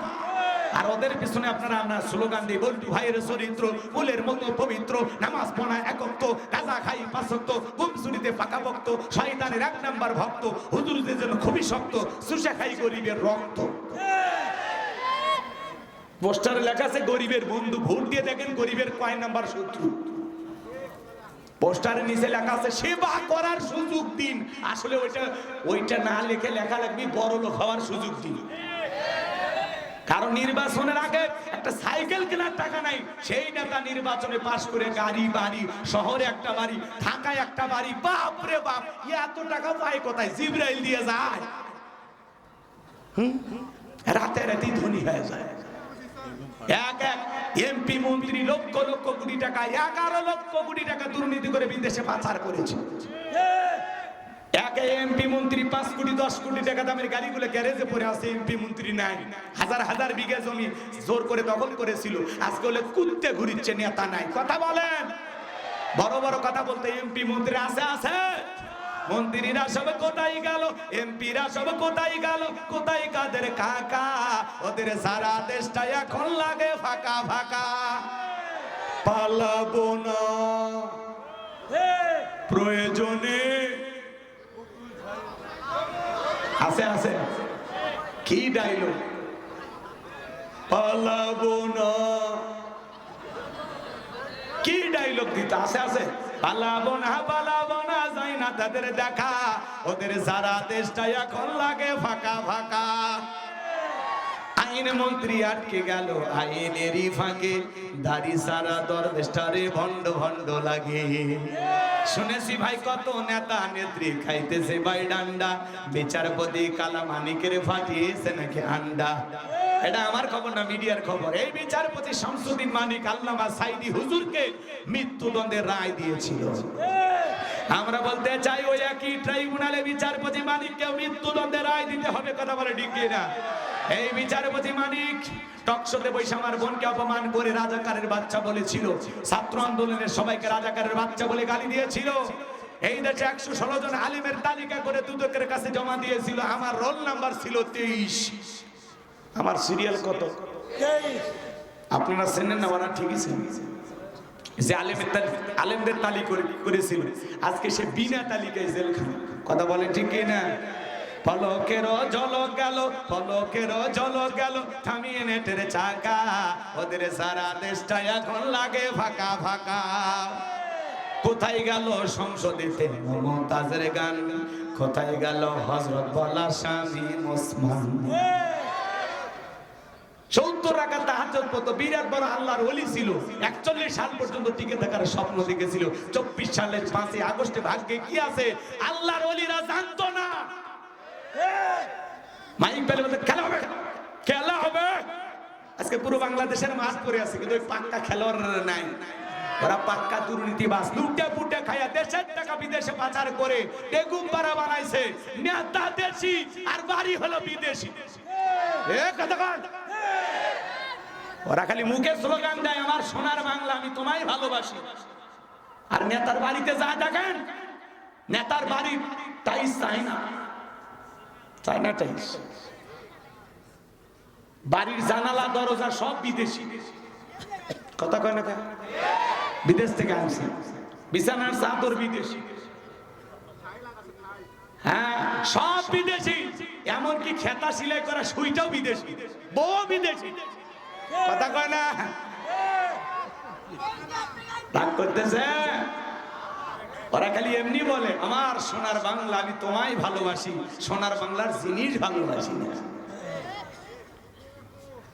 নেতা অসুস্থ হলে বিদেশে যায়, আর আমরা দেশে পড়ে আসি। তাই বলে বেগম খালেদা জিয়ার সাথে এটা লাগাই না, এটা আগে রস, আগে রস। উনি প্রচন্ড অসুস্থ, দেশের বাইরে গেছে, ঠিক আছে তো। কিন্তু আমরা চাই নেতাদের চিকিৎসাও দেশে হবে, জনগণের চিকিৎসাও দেশে হবে। যখন নেতা হাসপাতালে যাবে তখন হাসপাতাল এমনি উন্নত হবে। কথা কান ঠিক কিনা? ওনারা মার্কেট করার জন্য বিদেশে যায়। আপনাদের এই দেশের কথা বলতেছি না, এটা ভারতের ঘটনা। রাগ করতেছেন মনে হয়। আলেমদেরকে দায়িত্ব দেওয়া লাগবে। কাদেরকে? কাদেরকে? যাকাত মন্ত্রণালয় পরিচালনা করবে আলেমেরা। আলেমেরা কি করবে? দেশের সমস্ত ধনীদের তালিকা করবে। ধনী যাকাত দেবে না, যাকাত আদায় করা হবে। ইনি ধনী মানুষ, বলেন আপনার ব্যাংকে কত টাকা, বইয়ের অ্যাকাউন্টে কত টাকা, গোপন সিন্ধুকে কত টাকা, মাটির নিচে কত টাকা, খাটের নিচে কত টাকা। আপনার যাকাত আসছে 2,75,72,500 টাকা। ধনী যাকাত দেবে না, যাকাত আদায় করা হবে। এদেশের অধিকাংশ ধনী হিসাব করে যাকাত দেয় না। ওনার যাকাত আছে 1 কোটি টাকা, কোন মতে 5-10 লাখ টাকা যাকাত দেয়, নিজের 90 লাখ টাকা যাকাত নিজে মেরে খায়। ওনার যাকাত আছে 10 লাখ টাকা, কোন মতে 2-3 লাখ টাকা যাকাত দিয়ে নিজের 6 লাখ নিজেই মেরে খায়। কথা বলেন ঠিক কিনা? এদেশের অধিকাংশ ধনী যদি হিসাব করে যাকাত দিত, অনেক আগেই বাংলাদেশ দারিদ্র মুক্ত হতো। একটা জরিপ করা হয়েছে বাজান, 10 বছর যদি ধনীদের কাছ থেকে যাকাত আদায় করা হয়, আর যাকাতের যে 8টা খাত আছে সঠিক পদ্ধতিতে সঠিক মানুষ দিয়া যাকাতগুলো যদি বন্টন করা হয়, 10 বছর পরে বাংলাদেশে একজন মানুষ যাকাতের জন্য খুঁজে পাওয়া যাবে না। চিৎকার মেরে বলুন আল্লাহু আকবার। আর আমরা পাইছি যাকাত মানে শাড়ি লুঙ্গি। এমন লুঙ্গি দেয় 200 টাকা দাম, লিটন লুঙ্গি পরে থাকলে আর জান্নাত জাহান্নাম সব বোঝা যায়। এমন শাড়ি কিনে দেয় 300 টাকা দাম, ধুয়ে দিলে শাড়ি নামা শাড়ি খুঁজে পাওয়া যায় না। এ বড় লোক, এই শাড়ি তোমার বউরে পরাইবা। কথা কোন ঠিক কিনা? যাকাত মানে শাড়ি লুঙ্গি না, দিলেও মান সম্পূর্ণ কাপড় দেওয়া লাগবে। হযরত ওমর ফারুক ডেকে বলেন, তোমরা যাকাতের অর্থ এমন ভাবে দাও যাতে ওই ব্যক্তি যাকাতের জন্য আর কারো দুয়ারে লাইন না দেয়। এই ছেলেরা বেকার বসে আছে, ওরে যাকাতের 1.5 লাখ টাকা দিয়ে একটা দোকান ধরায় দেন বাজারে। কথা বলেন, ওই 5-7 বছর ব্যবসা বাণিজ্য করে নিজেও ভবিষ্যতে যাকাত দিবে। কথা বলেন ঠিক কিনা? এই ছেলে বেকার বসে আছে, 1.5 লাখ টাকা দিয়ে একটা অটো ভ্যান রিক্সা কিনে দেন, প্রতিদিন কর্মস্থানে ব্যবস্থা হলো, দৈনিক 500-700 টাকা ইনকাম করার একটা ব্যবস্থা হয়ে গেল। কথা বলে ঠিক কিনা? সে আর বেকার থাকলো না, সে কর্মজীবী হয়ে গেল। বিধবা নারী আসছে, শাড়ি দিয়ে কিলাপ সেলাই মেশিন দেন, 2টা গাবি গরু কিনা দেন, এগুলো লালন পালন করে ভাগ্যের চাকা ঘুরাবে। যাকাতের টাকা দিয়া মানুষের কর্মস্থানের ব্যবস্থা করে দিতে হবে। কথা বলেন ঠিক কিনা? 2 মিনিট একটা ঘটনা আপনাদেরকে বলে দিয়া যায়। আল্লাহ নবী মুসা আলাইহিস সালাম কারণকে যা বলে, কারণ যাকাত দিতে হবে, কারণ ডেকে বলে আমি যাকাত দেব না। আল্লাহ নবী মুসা আলাইহিস সালাম ডেকে বলে যাকাত না দিলে যাকাত আদায় করা হবে। আল্লাহু আকবার। নবী মুসার রাগ কম না বেশি? যেই নবী রেগে গেলে মাথার টুপি ভেদ করে চুলগুলো খাড়া হয়ে যায়। এইবার কারণ ডেকে বলে পয়গম্বর রাগ করা লাগবে না, কত টাকা দেওয়া লাগবে? নবী মুসা ডেকে বলে শতকরা 2.5%। বলে ঠিক আছে যান, আমার একটু হিসাব নিকাশ করার সুযোগ দেন। এইবার কারণ হিসাব নিকাশে বৈশা গেল। এই কারণকে আল্লাহ পাক এত সম্পদ দিয়েছিল বাজান, 70টা উট লাগতো চাবি বহন করতে। চাবি যদি এত হয় তালা কত, আর তালা যদি এত হয় সিন্ধুকে মাল কত, ছোট মাথায় ধরবে না। কারণ এইবার হিসাব নিকাশ করে দেখে সারাদিন সারা রাত হাজার হাজার কর্মচারী দিয়া যদি যাকাতের টাকা বিলানো হয়, এরপরে টাকা শেষ হবে না। এমনি তো কৃপণ, পায়ে স্যান্ডেল দেয় না ক্ষয় যাবে বলে, গায়ে জামা পরে না ছিঁড়ে যাবে বলে, সেই কৃপণ কি এত টাকা যাকাত দিতে পারে? সে একটা গভীর ষড়যন্ত্র করলো। এলাকা একটা 2 নাম্বার মহিলা ছিল, না হলো সবদা। এই সবদা নামের পতিদের কাছে যা বলে, সবদারে তোরে 2 বস্তা টাকা দেব, বিনিময়ে আমাকে একটা কাজ করে দিতে হবে। অ্যাডভান্স হিসাবে আজকে 1 বস্তা দিলাম, আর আগামী কালকে সাক্ষী দেওয়ার পরে আর 1 বস্তা টাকা দেব, বিনিময়ে আমার এই কাজটা করে দিতে হবে। নবী মুসা আলাইহিস সালাম হাজার হাজার জনতার সামনে যখন আল্লাহর পথে মানুষকে দাওয়াত দেয়, আল্লাহর পথে আহ্বান করে, ওই ভরা মজলিসে দাঁড়ায়া একবার শুধু বলবি, মুসা নবী দিনের বেলা ওয়াজ করে আর রাতের বেলা আমি সবদার সাথে রাত কাটাই, বাস এতটুকু কথা বললে যথেষ্ট, বাকি যা করার আমি করব। সবদা যেহেতু 2 নাম্বার মহিলা, রাজি হয়ে গেল। পরের দিন সকালবেলা আল্লাহ নবী মুসা আলাইহিস সালাম হাজার হাজার জনতার সামনে ওয়াজ করতেছে। সবদা নামের সেই মহিলা মুসা নবীর আলোচনা শোনার পরে পাষাণ হৃদয় গইলা চোখ দিয়া পানি ঝরতেছে, বলেন আল্লাহু আকবার। কারণ ইশারা দিয়ে বলে দাঁড়াও, বলেন আর একটু শুনি। এইবার 2 জন লোক পাঠায়া দিল, ওরা এসে সবটাকে জোর করে ভরা মজলিসে দাঁড় করা দিল। যখন কারো লাভ মেরে দাঁড়ায়, বলে মুসারে ওয়াজ বন্ধ কর। তাকায় দেখ 2 নাম্বার মহিলা দাঁড়াইছে। মহিলাটা 2 নাম্বার 1 নাম্বার মুসা নবীকে জানে, রতনে রতন সেনে। কথা বলেন, কথা বলেন। আজও দেখবেন আলেম ওলামা যখন হক কথা বলে, সুদের কথা, ঘুষের কথা, জিহাদের কথা বলে, একামতে দ্বীনের কথা বলে, ডাইরেক্ট আলেমদেরকে হুমকি দিয়ে বলে, হুজুর আপনার ওয়াজ বন্ধ করেন, আপনার ওয়াজ লাইন ছাড়া। হুজুরের ওয়াজ লাইন ছাড়া না, তোমার জীবন লাইন ছাড়া, তুমি একটা তার ছেঁড়া। আলেমদের হক কথা বলতে বাধা দেবে যারা, আবু জেহেলের অনুসারী তারা। কারণ কোরআন বন্ধ করার ষড়যন্ত্র করেছিল কাফেরেরা। আল্লাহ বলেন, ওয়াকাল আল্লাযীনা কাফারু লা তাসমাউ লিহাযাল কুরআনি ওয়ালগাউ ফিহি লাআল্লাকুম তাগলিবুন। সূরা হামিম সেজদার 26 নম্বর আয়াত। আল্লাহ তাআলা জানিয়ে দিলেন, কাফিরদের স্লোগান ছিল লা তাসমাউ লিহাযাল কুরআন, কোরআন তোমরা শ্রবণ করো না। যেখানে নবী মুহাম্মদ সাল্লাল্লাহু আলাইহি সাল্লাম কোরআনের আলোচনা করে, কোরআন তেলাওয়াত করে, সে জায়গায় হট্টগোল সৃষ্টি করো, তালি বাজাও, শীষ দাও, যেভাবে হোক কোরআনের কথা বন্ধ করে দাও। আজও দেখবেন আলেমদের কথা বন্ধ করার দেওয়ার জন্য ষড়যন্ত্র করা হয়। এদেশের রত্ন ডক্টর মিজানুর রহমান আজারি ভাই, যার কণ্ঠে কোরআনের কথা শোনার জন্য লক্ষ লক্ষ তরুণ যুবকেরা ছুটে যায়, এইটা দেখে এক মাজারপন্থী আলেম সাদিকুর রহমান, এরা একটু ভণ্ডামি করে, অন্য তরিকার মানুষ। আমার ভাইয়েরা, ডক্টর মিজানুর রহমান আজারিকে অপমান করে বলেছেন, কেউ যদি আজারির কাল্লা এনে দেয়, তার নাকি 10 লাখ টাকা দেবে। জোরে একটু বলেন নাউজুবিল্লাহ, আর একটু জোরে বলেন না নাউজুবিল্লাহ। একজন আলেম কি এই কথা বলতে পারে যে আজহারির কাল্লা চাই? বলতে পারে? পারে না।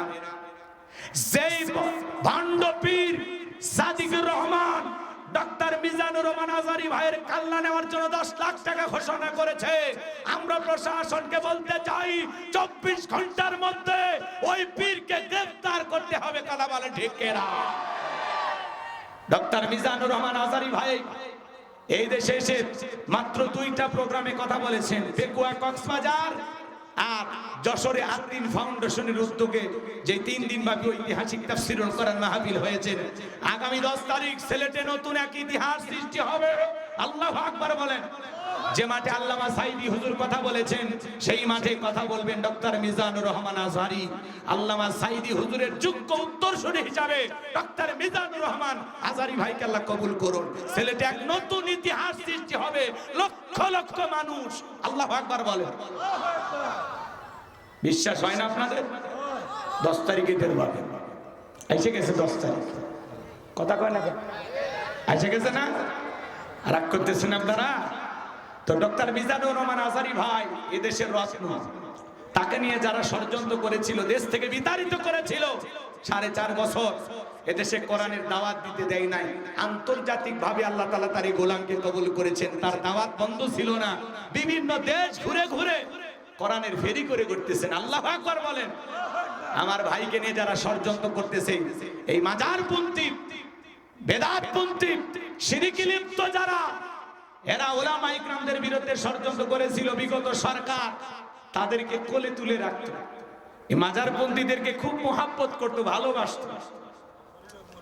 ওরা বুঝতে পেরেছে যে মানুষ যদি একবার ডক্টর মিজানুর রহমান আজহারী এবং ওলামা ইকরামদের কণ্ঠে হক বুঝতে পারে, সত্যটা বুঝতে পারে, তখন আমাদের এই মাজারের ব্যবসা আর চলবে না, এই ব্যবসায় ভাজি ভরে যাবে। এই জন্য ওরা ষড়যন্ত্র করতেছে, কথা বলে ঠিক কিনা? আমরা বলতে চাই যারা ষড়যন্ত্র করেছিল তারা পরাজিত হয়েছে, হেরে যাবে ওদের হিংসা, জিতে যাবে আমাদের ভালোবাসা। মন্তব্য করে গন্তব্য ঠেকানো যায় না। তোমাদের মাহফিলে 2000 লোক হয় না, 500 লোক হয় না। এই জন্য ডক্টর মিজানুর রহমান আজহারী মাহফিলে 5-10 লাখ মানুষ কোরআনের কথা শুনতে যায়। এইটা দেখে অনেকের জ্বলে, কষ্ট হয়।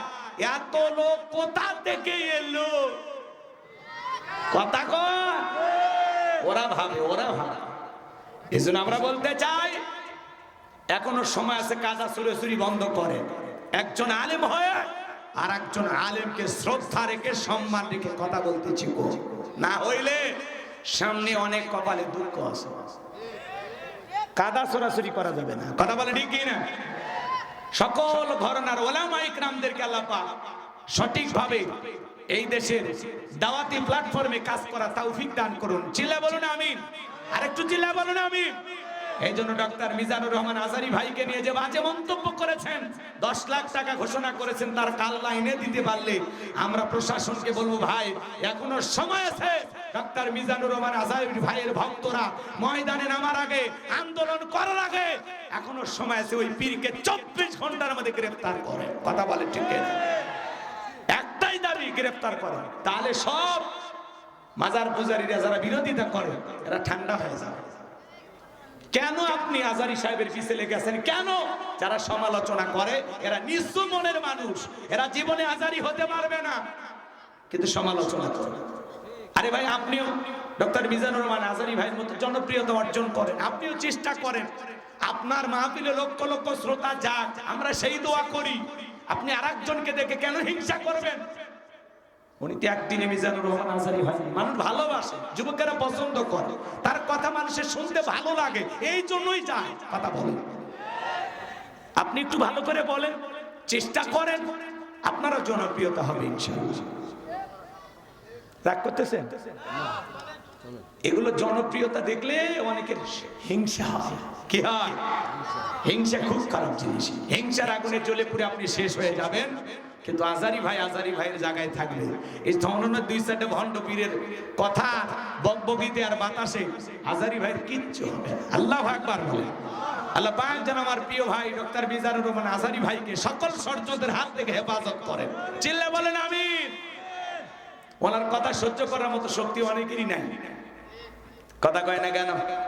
রাগ করতেছেন মনে হয়। আমার ভাইয়েরা, এদেশের মানুষ আলেমদেরকে কলিজাতে মোহাব্বত করে। কোরআনের পাখি আল্লামা সাঈদী হুজুরকে আপনারা যেভাবে ভালোবাসেন, সামনে ওলামায়ে কেরাম যারা কথা বলবে ঠিক তাদেরকে আপনারা তেমনি ভাবে ভালোবাসবেন। আলেমদের প্রতি মোহাব্বত আর ভালোবাসা থাকলে বাজা, এই ভালোবাসা মোহাব্বত আপনাদেরকে কখনো গোমরাহি বানাবে না। কথা বলেন ঠিক কিনা? চলেন না সামনের দিকে যাই। তাহলে আলেম ওলামা হক কথা বললে অনেকের সহ্য হয় না। আলেমদের হক কথা বলতে বাধা দিবে যারা ডিজিটাল আবু জেহেল, তারা ওই যে আবু জেহেল কি স্লোগান ছিল, আলগাউ ফিহি লাআল্লাকুম তাগলিবুন। যেখানে নবী মুহাম্মদ সাল্লাল্লাহু আলাইহি ওয়াসাল্লাম কোরআনের আলোচনা করবে, ওখানে হট্টগোল সৃষ্টি করো, তালি বাজাও, শীষ দাও, যেভাবে হোক ঢোলক পিটাও, এই আওয়াজ যেন না শুনতে পারে। কোরআন যদি বন্ধ করতে পারো, আমরা কাফেররা বিজয় লাভ করবো। জোরে কর নাউজুবিল্লাহ। আবু জেহেল ষড়যন্ত্র করেছিল, উতবা সাইবা ষড়যন্ত্র করেছিল, ওরা যেমন বন্ধ করতে পারে নাই, ভবিষ্যতে যারা ষড়যন্ত্র করবে এরাও কোরআনকে বন্ধ করতে পারবে না। উল্টো কোরআন বন্ধ করার ষড়যন্ত্র করবে যারা, ক্ষমতার দুয়ার আল্লাহ তাদের বন্ধ করে দিবে। কথা বলে ঠিক কিনা? আমার ভাইরা চলেন সামনের দিকে যাই। এইবার কারণ ডেকে বলে, সব তোমার যা বলার তুমি বলো, আমি তোমার সাথে আছি। শব্দ বলতেছে কারণ তুমি বৈশা পড়ো, আমি যেহেতু দাঁড়িয়েছি বলার জন্য আমাকে বলতে দাও। এইবার শব্দটাকে বলে, জনগণ শোনো দিয়া মন, আমি জীবনে কোনোদিন মুসা নবীকে দেখি নাই। আজকে মুসা নবীর আলোচনা শোনার পরে আমার পাষাণ হৃদয় গলে গেছে। আমি সিদ্ধান্ত নিয়েছি আর খারাপ কাজ করবো না, অশ্লীল কাজ করবো না। আমি তওবা করে ঈমান গ্রহণ করতে চায়। সুবহানাল্লাহ বলেন। আলেমদের ওয়াজ শুনে বেনামাজি নামাজি হয়ে যায়, সুদখোর ঘুষখোর ভালো হয়ে যায়, চোর ডাকাত ভালো হয়ে যায়, দাড়ি কাটা যুবকটা দাড়ি রাখে, বেপরদায় চলা মা বোনেরা পর্দা করে। কথা বলেন ঠিক কি না? এইবার ভাইয়েরা আমার সবটা থেকে বলতেছে কারণ কেন লাফালাফি করতেছে আপনারা জানেন, গোপন তথ্য ফাঁস করে দিয়ে বলতেছে এই কারণ গতকাল রাত্রিতে আমার বাড়িতে গিয়েছিল, 1 বস্তা টাকা আমারে দিয়েছে অ্যাডভান্স হিসাবে, আর সাক্ষী দেওয়ার পরে আর 1 বস্তা টাকা দেবে, বিনিময়ে আমাকে এই কথা বলতে হবে। নবী মুসা দিনের বেলা ওয়াজ করে আর রাতের বেলা আমি সবদার সাথে রাত কাটাই। আপনাদেরকে সাক্ষী রেখে বলতেছি মুসা নবীর চরিত্র ফুলের চাইতেও পবিত্র। ওই কারণ হলো আমি সবদার নিয়মিত ভক্ত। বলুন আল্লাহু আকবার। ওয়া মাকারু ওয়া মাকারাল্লাহ আল্লাহু খায়রুল মাকিরিন। খেলাকার যে গর্ত করেছে নিজের গর্তে নিজেই পড়েছে। কথা বলেন ঠিক কি না? এজন্য বাজার কোরআনের পাখি আল্লামা সাইদি হুজুরের বিরুদ্ধে যাদেরকে সাক্ষী বানানো হয়েছে তারা বারবার বলেছে আল্লামা সাইদি হুজুরের কোনো অপরাধ ছিল না। কথা বলেন ঠিক কি না? হিন্দু মানুষ পর্যন্ত সাক্ষী দিয়ে বলেছে উনি 2 বার এমপি ছিল, মায়ের কোলে শিশু যেমন নিরাপদে ছিল আমরা তেমনি নিরাপদে ছিলাম। গলা পানিতে নেমে আল্লামা সাইদি মানুষের ঘরে খাবার পৌঁছায়া দিত। আমার ভাইয়েরা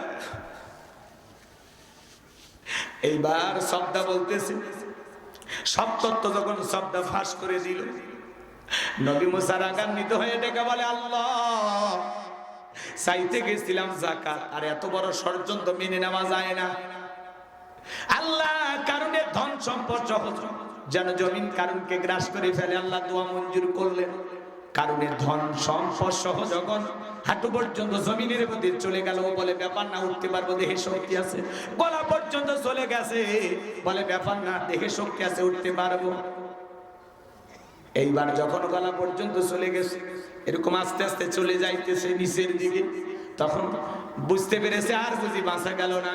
জীবনের শেষ পর্যায়ে এসে দেখে বলে ও নবী মুসা ধন সম্পদ যা আছে সব তোমার আর তোমার আল্লাহর, তুমি নিয়ে যাও, জানটা একটু ভিক্ষা দাও। মুসা আলাইহিস সালাম ডেকে বলে আল্লাহুস সামাদ, আমার আল্লাহ অমুখপেক্ষী, আমার আল্লাহ কারো কাছ থেকে কিছু নেয় না, আমার আল্লাহ দিয়ে যায়।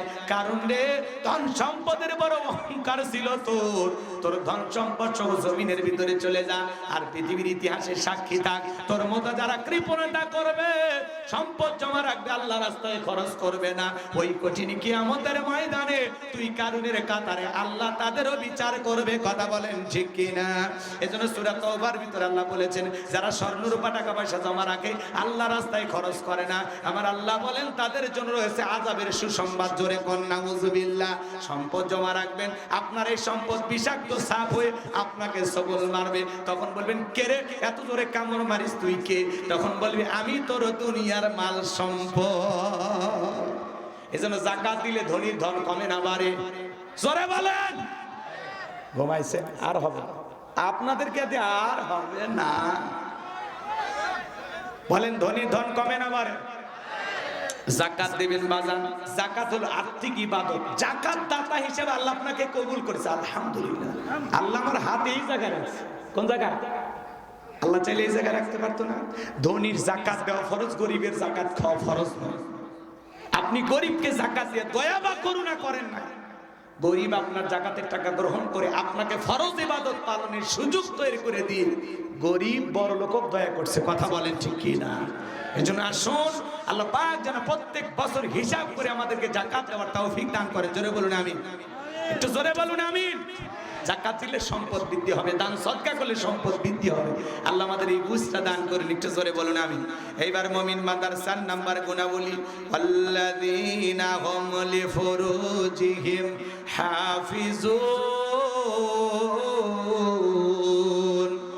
মুমিন বান্দার 4 নাম্বার গুণাবলী নিজের যৌবনটাকে হেফাজত করা, নিজের যৌবনটাকে কন্ট্রোল করা। মুমিনের যৌবন হোটেলে বিক্রি হবে না, পার্কে বিক্রি হবে না। হে যুবক, বিয়ের আগে কোনো অবৈধ প্রেম ভালোবাসা করা যাবে না। যৌবনকালে আমরা গুনাহ করতে ভালোবাসি, আর যৌবনকালের ইবাদত আল্লাহ পছন্দ করেন। আল্লাহু আকবার বলেন। আল্লাহ শিশুকালের হিসাব নেবেন না, হিসাব নেবেন যৌবনকালের, যে যৌবনকালটা কোন কাজে ব্যয় করেছো। কথা বলেন ঠিক কিনা? ওয়াল্লাযীনা হুম লিফুরুজিহিম হাফিজুন, নিজের যৌবনটাকে কন্ট্রোল করা, নিজের যৌবনটাকে সংযত রাখা। হাদিস শরীফের ভিতরে বিশ্বনবী বলেছেন, তোমরা যদি দুইটা জিনিসের হেফাজত করতে পারো, দুইটা জিনিস কন্ট্রোল করতে পারো, একটা হলো দুই চলের মাঝখানে থাকা নরম জিহ্বা, আর দুই উরুর মাঝখানে থাকা লজ্জাস্থান। এই দুইটা যদি হেফাজত করতে পারো, কন্ট্রোল করতে পারো, আমি নবী তোমাদের জান্নাতের জিম্মাদারি নিলাম। বলুন আল্লাহু আকবার। রাগ করে? এ যুবক, যৌবনকালে বেশি বেশি ইবাদত করা যায়, লম্বা সময় রুকু সিজদা করা যায়, ঠান্ডা পানিতে ওযু বানানো যায়। বৃদ্ধ চাচা পৌষ মাস মাঘ মাস পড়ে গেছে, রাত 2টা বাজে, যদি বলেন চাচা 2000 টাকা দিব পুকুর থেকে একটু গোসল কর, তখন ভাতিজা যে শীত পড়ছে গোসল করে 2000 টাকা নেওয়ার মতো শক্তি থাকবে তো? কিন্তু একটা যুবককে যদি বলেন, যুবক 2000 টাকা পুকুর থেকে একটু গোসল কর, বলবে হুজুর কাপড় খুলছি টাকা বের করেন। কারণ আর একটা কি আছে, স্পিরিট আছে, পাওয়ার আছে। বৃদ্ধ চাচা চাচিমা যদি গরম পানি করে দেয়, চাচার ভাগ্যে শীতের দিনে ওযু জোটে। গরম পানিও নাই, চাচার ওযু নাই, নামাজও নাই। কথা কন? এজন্য যুবক, ওই বয়সের জন্য চিন্তা ভাবনা করে রাখে লাভ নাই। আমরা যৌবনকালে গুনাহ করতে ভালোবাসি, এই যৌবনকালের ইবাদতটাই আল্লাহ পছন্দ করে। আল্লাহু আকবার। বৃদ্ধকালে লম্বা সময় রুকু থাকলে মনে হয় পড়ে যাবে, সিজদায় থাকলে মনে হয় দমটা আটকে আসবে, কিন্তু যৌবনকালে এই সমস্যাগুলো হয় না। কথা কয় না কে? ওই যে দেখেন, ঠিক আছে, আমিও বক্তা কি আছে নিয়ে আসে, আসছে বক্তা আছে, আমি 2টা বন্ধু চালাবো না তো। আমি দাওয়াত নিয়েছিলাম 10টা থেকে 12টা, 10:30 থেকে 12:30, ওইটাও মানিয়ে নিছি, একটাও মানিয়ে নিছি। পরে এমন পরিবেশ এসে বেড়ে গেছে, 1:30 পার হয়ে গেছে, ওই জন্য আর না। এই কয়েক মিনিটের মধ্যে বসেন, শোনেন, ভাঙ্গা বাজারে চাঙ্গা আওয়াজ হয় না, বাজার জমজম রাখা লাগবে, জমজমাট কথা পাবেন। আপনি আমাকে বলবেন বলেন, আর আপনি চলেন, ওইটা হবে না। আপনারা থাকবেন, আমি আছি, আপনারা নাই আমি নাই। এত ঠেকা লাগছে আমার, প্রত্যেকদিন 2টা করে মাহফিল, আমার কষ্ট নাই। যত কম বলা যায় আমার জন্য ভালো, আর পারলে আরো রাতে তুলে দিবেন, ফজরের আগে দিলে আরো ভালো হতো, ঘুম পাড়ে আসতে। তা ঠিক আছে,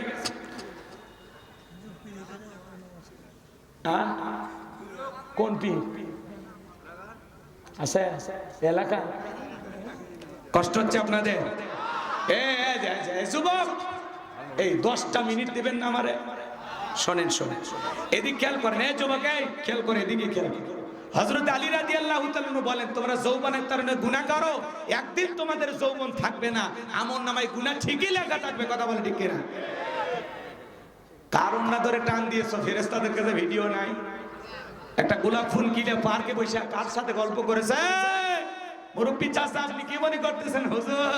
এলে বাজ আমার না, আপনারও বয়স ছিল 22 বছর 25 বছর, ওই যে সময়গুলো, ওই যে সারেকান্দি যায়া সোয়েলা নৌকা চড়িয়া, ওই যে চরের ওই পাশে, ওই যে কাশফুলের ওই সাইডে, সেই দিনের কথা মনে আছে? ওই ভিডিও ফেরেশতাদের কাছে আছে। আম বাগানে, জাম বাগানে, জঙ্গলের ওই পাশে, মনে করো না জঙ্গল প্রেম করার জন্য মঙ্গল, জঙ্গলে কেউ না দেখলে একজন দেখেন, তিনি কে? ইন্নাল্লাহা লাতীফুন খবীর। উনি সূক্ষ্মদর্শী, গোপনের খবর ওনার কাছে আছে। বাঁচার উপায় নাই যুবক, পরিবর্তন হয়ে যাবে। এই রঙের যৌবন একদিন জং ধরবে, কাঁচা দাড়ি একদিন সাদা হয়ে যাবে, টাইট চামড়া একদিন ঢিল হয়ে যাবে। কথা বলে ঠিক কি? ও তোমার গহনা দিন ভো রাইয়া যাইবে, গহনা দিন ভো রাই যৌবনে লাগবে ভাটি, ওই যে দেখো ডাকিতেছে তোমায় কবরের মাটি। যেদিন সন্ধ্যার আগে ডুববে রে বেলা, এক মিনিটেই ভেঙ্গে যাবে তোমার রঙেরই মেলা। যেদিন সন্ধ্যার আগে ডুববে রে বেলা, এক নিমিষেই ভেঙ্গে যাবে তোমার রঙেরই মেলা। কারে দিবা তুমি জোরে ধমক, কারে দিবা তুমি জোরে ধমক, কার মাথায় ভাঙবা লাঠি। ওই যে দেখো ডাকিতেছে তোমায় কবরের মাটি। খবর পেয়ে আসবে আত্মীয় স্বজন, তোমারই চার পাশে বৈশা সবাই করিবে কান্দন। সাজাইবে তোমায় মনের মতন, সাজাইবে তোমায় মনের মতন, কি সুন্দর পরিপাটি। ওই যে দেখো ডাকিতেছে তোমায় কবরের মাটি। বলেন বলেন, ওই যে দেখো ডাকিতেছে তোমায় কবরের। ঘুইরা মর তুমি ফিরা মর তুমি মায়ারি পিছে, এত আশা ভালোবাসা সবই যে মিশে। ঘুইরা মর তুমি ফিরা মর তুমি মায়ারি পিছে, এত আশা ভালোবাসা সবই যে মিশে। কোন দিন জানো আইসা পরে, কোন দিন জানো আইসা পরে আজরাইলের হাতের চিঠি। ওই যে দেখো ডাকিতেছে তোমায় কবরের মাটি। ওই যে দেখো ডাকিতেছে তোমায় কবরের মাটি। ও তোমার গহনা দিন ফুরাইয়া যাইবে, গহনা দিন ফুরাইয়া যাইবে, যৌবনে লাগবে ভাটি। ওই যে দেখো ডাকিতেছে তোমায় কবরের মাটি। ওই যে দেখো ডাকিতেছে তোমায় কবরের মাটি। জোরে বলেন মারহাবা। এই আওয়াজে কি ওয়াজ চলে?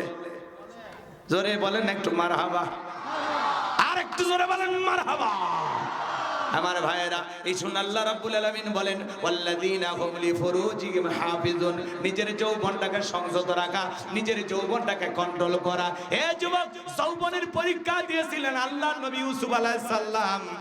জুলেখা একটা গোপন কক্ষে নিয়ে গেছে, প্রত্যেকটা দরজায় তালা মারছে। জুলেখার কাছে যায় আর বলে, দিলে বড় জ্বালা রে, পাঞ্জাবিওয়ালা হুজুর তো কিছুই বোঝে না, হুজুর সবই বোঝে, নারীর চলা কলা বোঝে না। জুলেখা কাছে আসে আর বলে, ইউসুফ রে, তোমার চোখ দুইটা ভারী সুন্দর।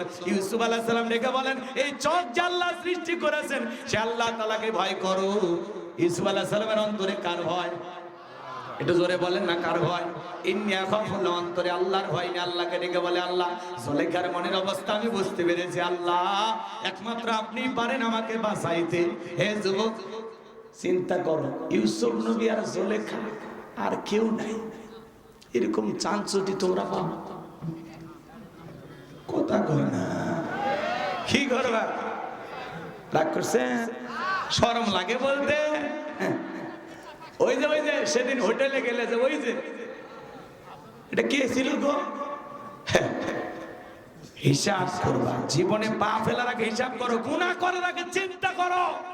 যে জায়গায় দাঁড়িয়ে গুনাহ করতেছ আল্লাহ দেখতেছে, আল্লাহ দেখতেছে, আল্লাহ দেখতেছে, বাঁচার উপায় নাই। ইউসুফ আলাইহিস সালাম আল্লাহর উপরে তাওয়াক্কুল করে ডেকে বলেন, আল্লাহ আপনি ছাড়া আমাকে বাঁচানোর কেউ নাই। আল্লাহর উপরে তাওয়াক্কুল করে পয়গম্বর ডেকে বলে, আল্লাহ নিজের ইজ্জতকে বাঁচানোর জন্য দৌড় মারার দায়িত্ব আমার, আর আপনার কুদরত থেকে তালা খুলে দেওয়ার দায়িত্ব আপনার। ইউসুফ আলাইহিস সালাম দৌড় মারলেন, আল্লাহর কুদরত থেকে প্রত্যেকটা দরজার তালা খুলে গেল। শেষ দরজায় জুলেখা পিছন থেকে মারছে থাবা।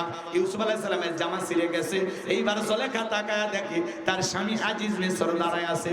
কথায় আছে, যেখানে বাঘের ভয় সেখানে রাত হয়। স্বামীকে দেখা মাত্র জুলেখা একা কান্নার অভিনয় শুরু করে দিল। কিছু কিছু মহিলা দেখেন না, কথা বলার আগে কান্দে দেয়, দুনিয়াতে আমার কেউ নাই, কেউ নেতে বেঁচে আসু কিশোর, কথা কন কথা বলার আগে কান্দে দেয়, এরকম মানুষ আছে না নাই? বাপরে বাপ, চোখে মনে হয় মোটর বসায় রাখছে, কিছু বলার আগে কান্দে দেয়, এরকম আছে না নাই? অনেকের বউ দেখবেন খালি কান্না করে, খালি কান্না করে, কান্দেই মামলায় জিততে যায়, এমন কান্নাকাটি করে মনে হয় দুনিয়ার কিচ্ছু বোঝে না, ফিডার খায়, সব দোষ ছেলের, নারীর কোনো দোষ নাই। এ কথা কন না কে?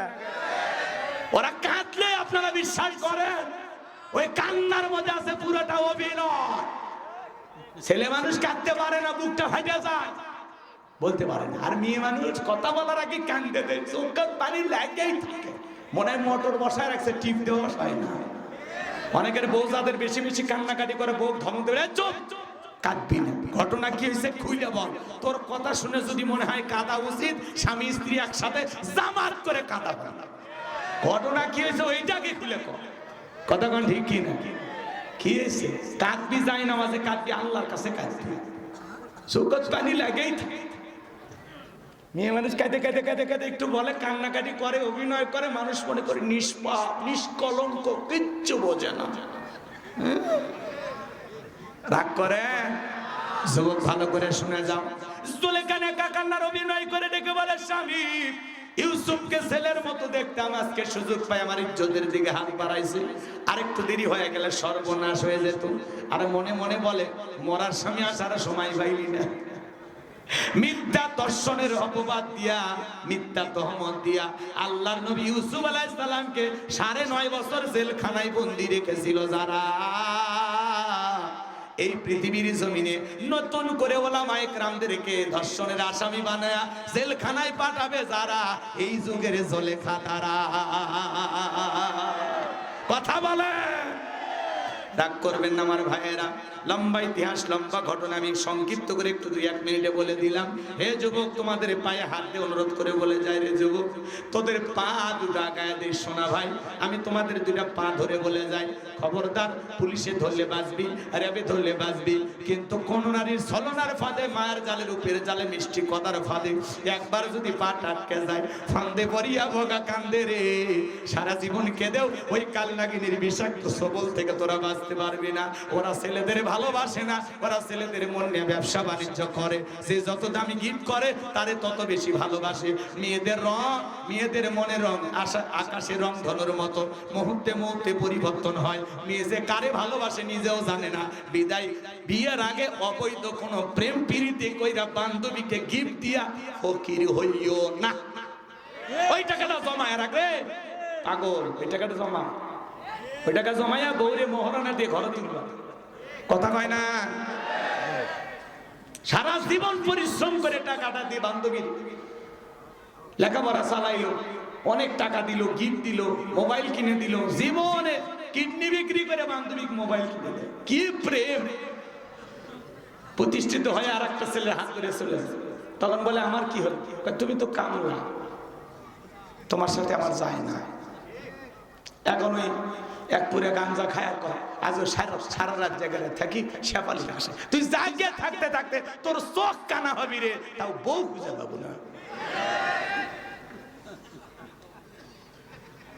আল্লাহর জন্য রাত জাগে না, আল্লাহর জন্য কাঁদে না, বান্ধবীর জন্য কাঁদে, নাটক সিনেমা দেখে কাঁদে।